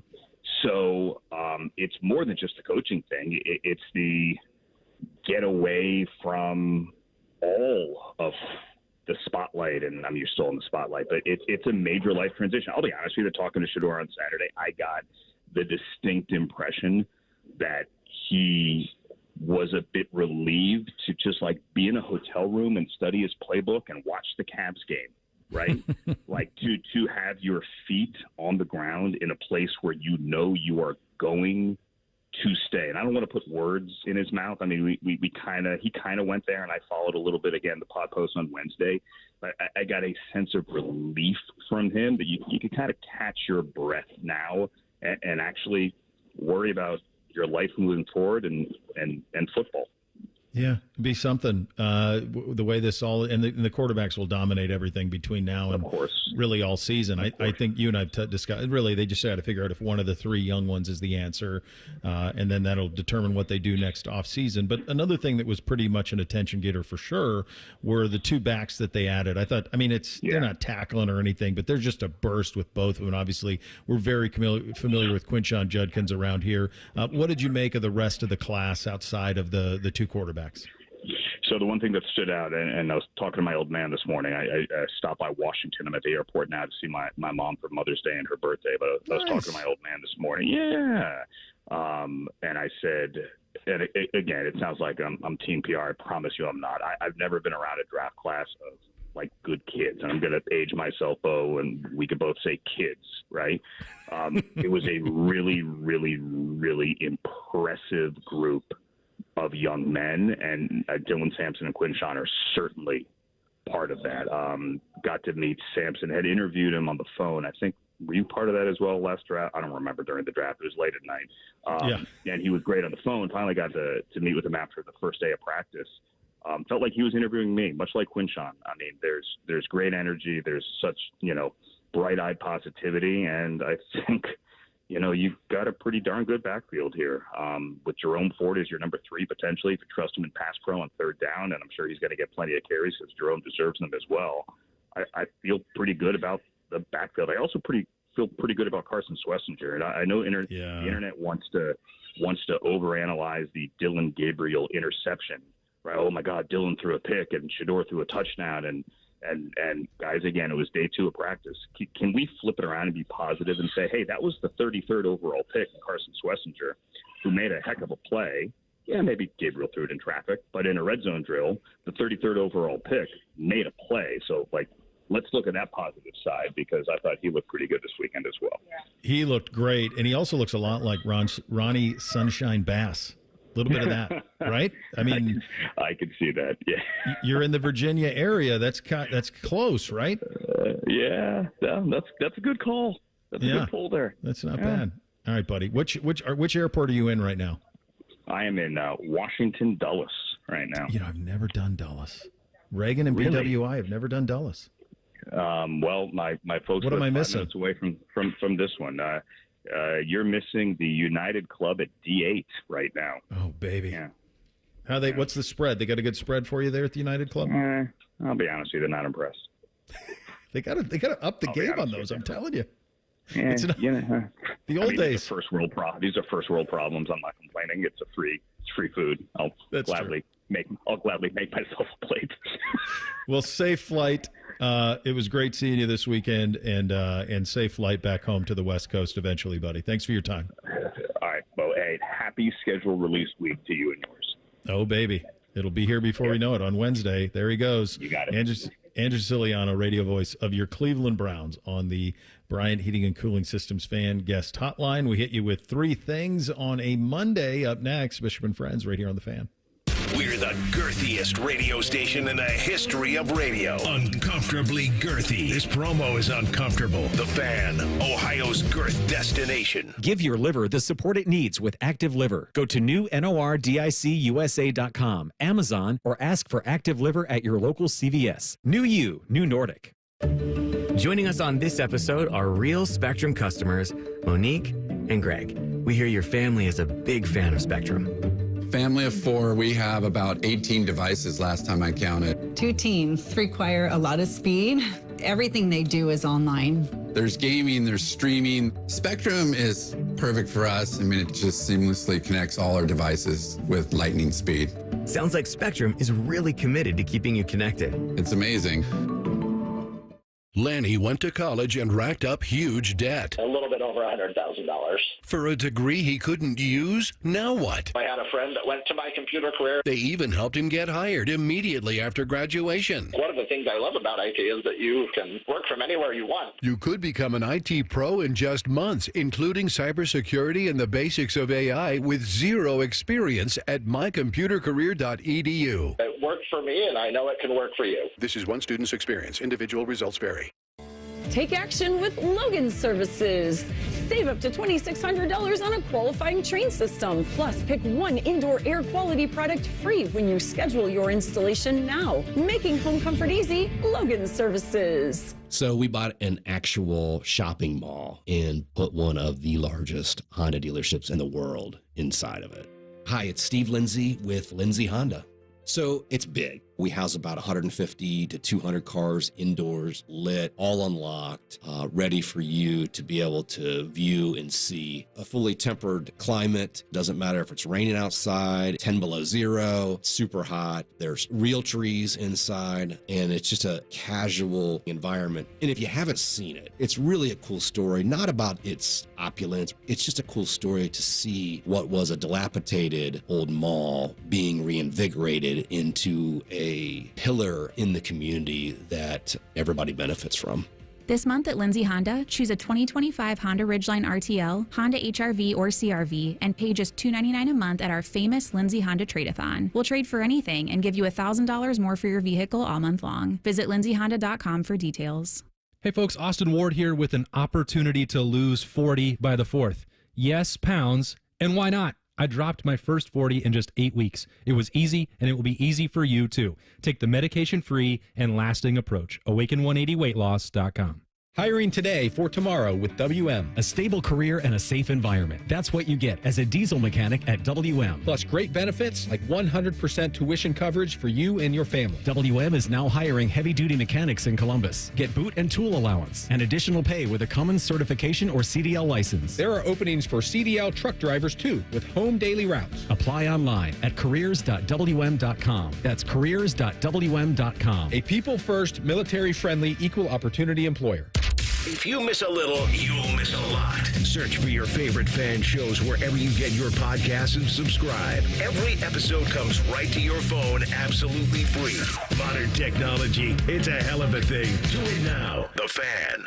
I've had a number of surgeries, and frankly, I don't have time to rehab a surgery and an operation at this point in my life. I didn't want to take time off my kids' activities. That's why former college and pro football player Bobby Carpenter turned to QC Kinetics. We couldn't be happier saving our patients like him from operating rooms and long recoveries. I've been able to resume like normal activity for me, which is a lot of running. It's a lot of workouts. I've been very, very blessed with how it's been able to hold up. For so long, patients have accepted surgery as the only solution. But with new technologies, the medical professionals at QC Kinetics use regenerative treatments, your body's own biologics, to help heal and restore knees, hips, shoulders, and backs. I actually ran into a friend of mine over at our golf course, and he had his knee done. It felt so well. He'd got his shoulder done. He goes, I can't thank you enough. He had heard the commercial on the air, and so it's feeling great. Find out how you can avoid surgery and finally get relief. Call QC Kinetics now for your free consultation. Call QC Kinetics, 380-208-4544. That's 380-208-4544. 380-208-4544. The Fan Guest Hotline is sponsored by Airflow Heating and Cooling and Bryant, doing whatever it takes to keep you and your home comfortable. The Fan. We'll read your emails on the air, but we won't tell you where to send them. Hey, we're not doing all the work for you. This is Bishop and Friends. Did you guys see this from NBC today, that Michael Jordan is coming back as a contributor for NBA on NBC? He's going to be a contributor and one of the voices of it. They released it here in the last hour. He's never done this. Never. I mean, from the time he retired, he's never, ever commentated on the league. I can't imagine you're going to sign up for like a studio show. He's a billionaire a couple of times over. You just wonder, like, with Mike, it's usually about the money. So, like, what amount of money gets him to go work on television for NBC? I mean, we've never seen him do this. Doesn't seem like something that he would be very interested to. He's never been that kind of guy. Never. I mean, that's why The Last Dance hit so perfectly, because it came out during COVID. We all wanted something new to watch, so it came out during COVID, and we'd never heard him on the record talk about his time in Chicago. So that's what made it so special. But that's, to my knowledge, he's never done that. He's never given an opinion on the league in that way. And to be asked to do so will be fascinating. If you would have asked me who is one former player that you think will never be on TV, I probably would say Michael Jordan. In any sport, right? Yeah, but I think so too. I think you're right. I think it'll be interesting to get some perspective from the second greatest player to ever live.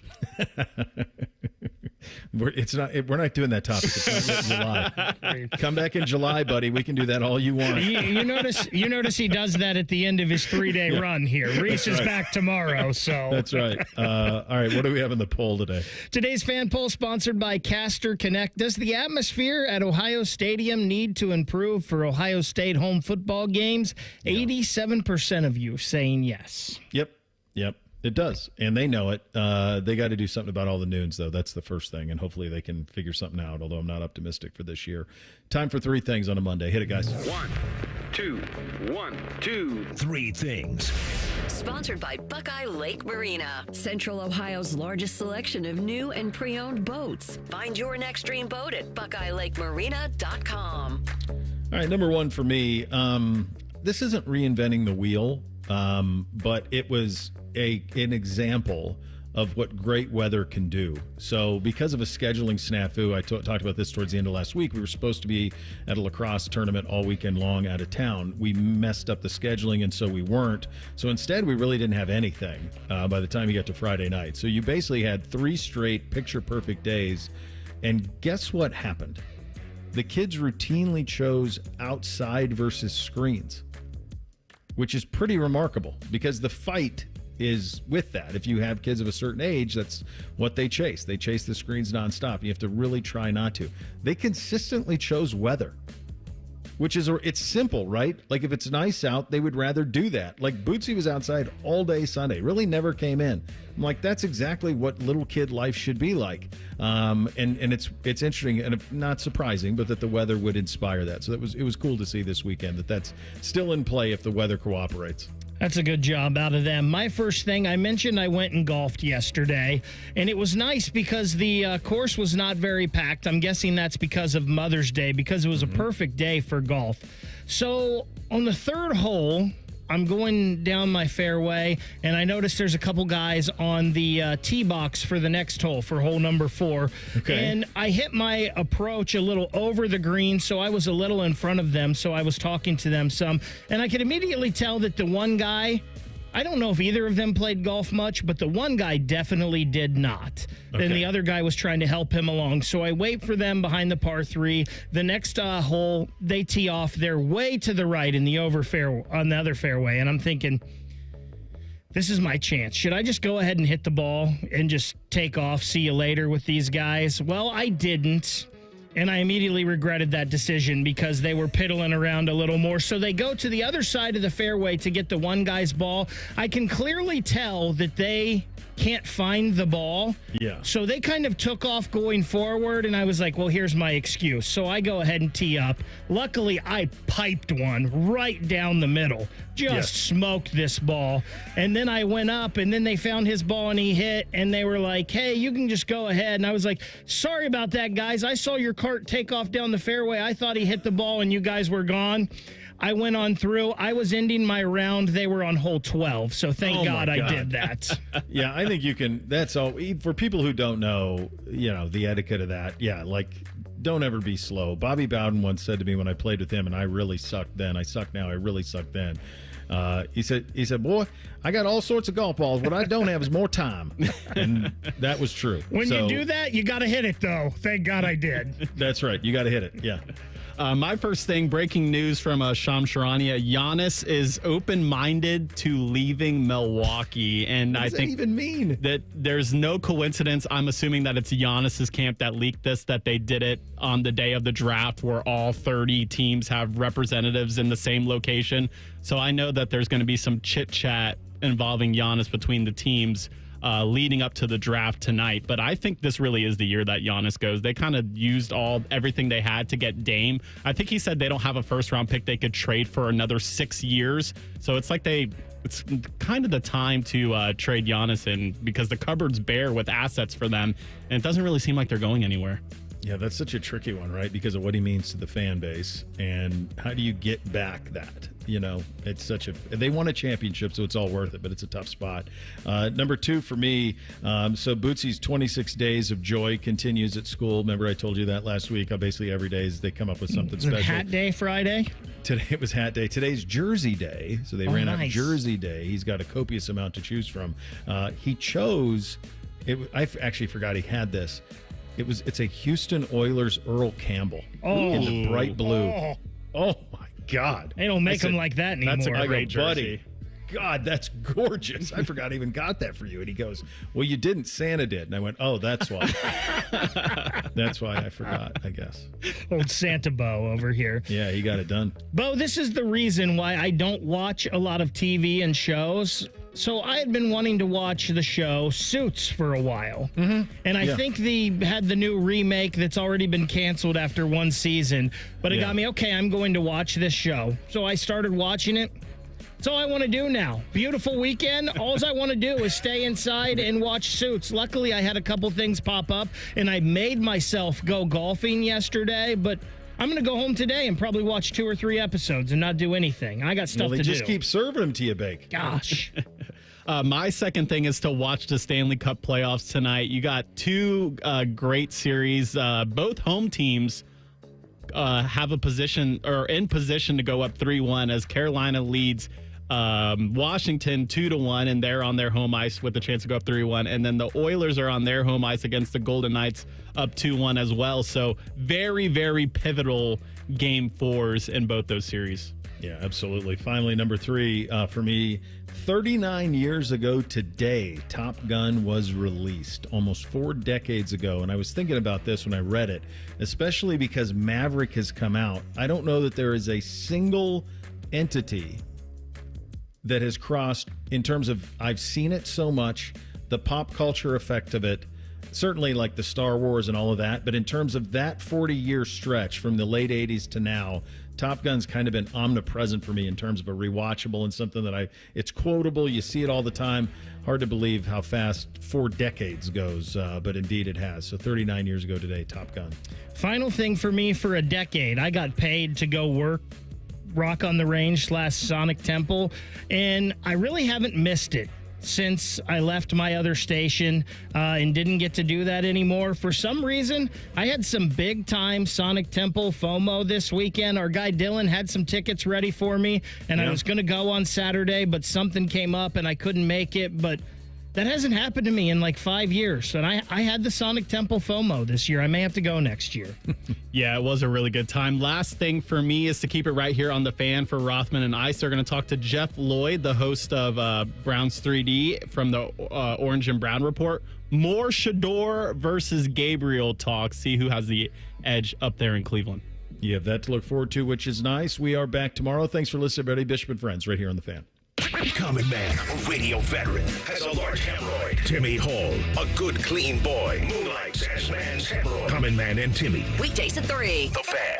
Hey guys, don't waste time and money with low-quality online TRT that charges you over $100 just to start. Visit the TRT experts today at Low T Center for a free consultation and free test. The treatment is personalized to your body, and most major insurance is accepted. And you'll get the freedom to choose if you want in-center care or at-home treatment. Looking to lose weight? Get a free B12 shot when you start prescription treatment. The offer is limited, so book now at fixmylowt.com. That's fixmylowt.com.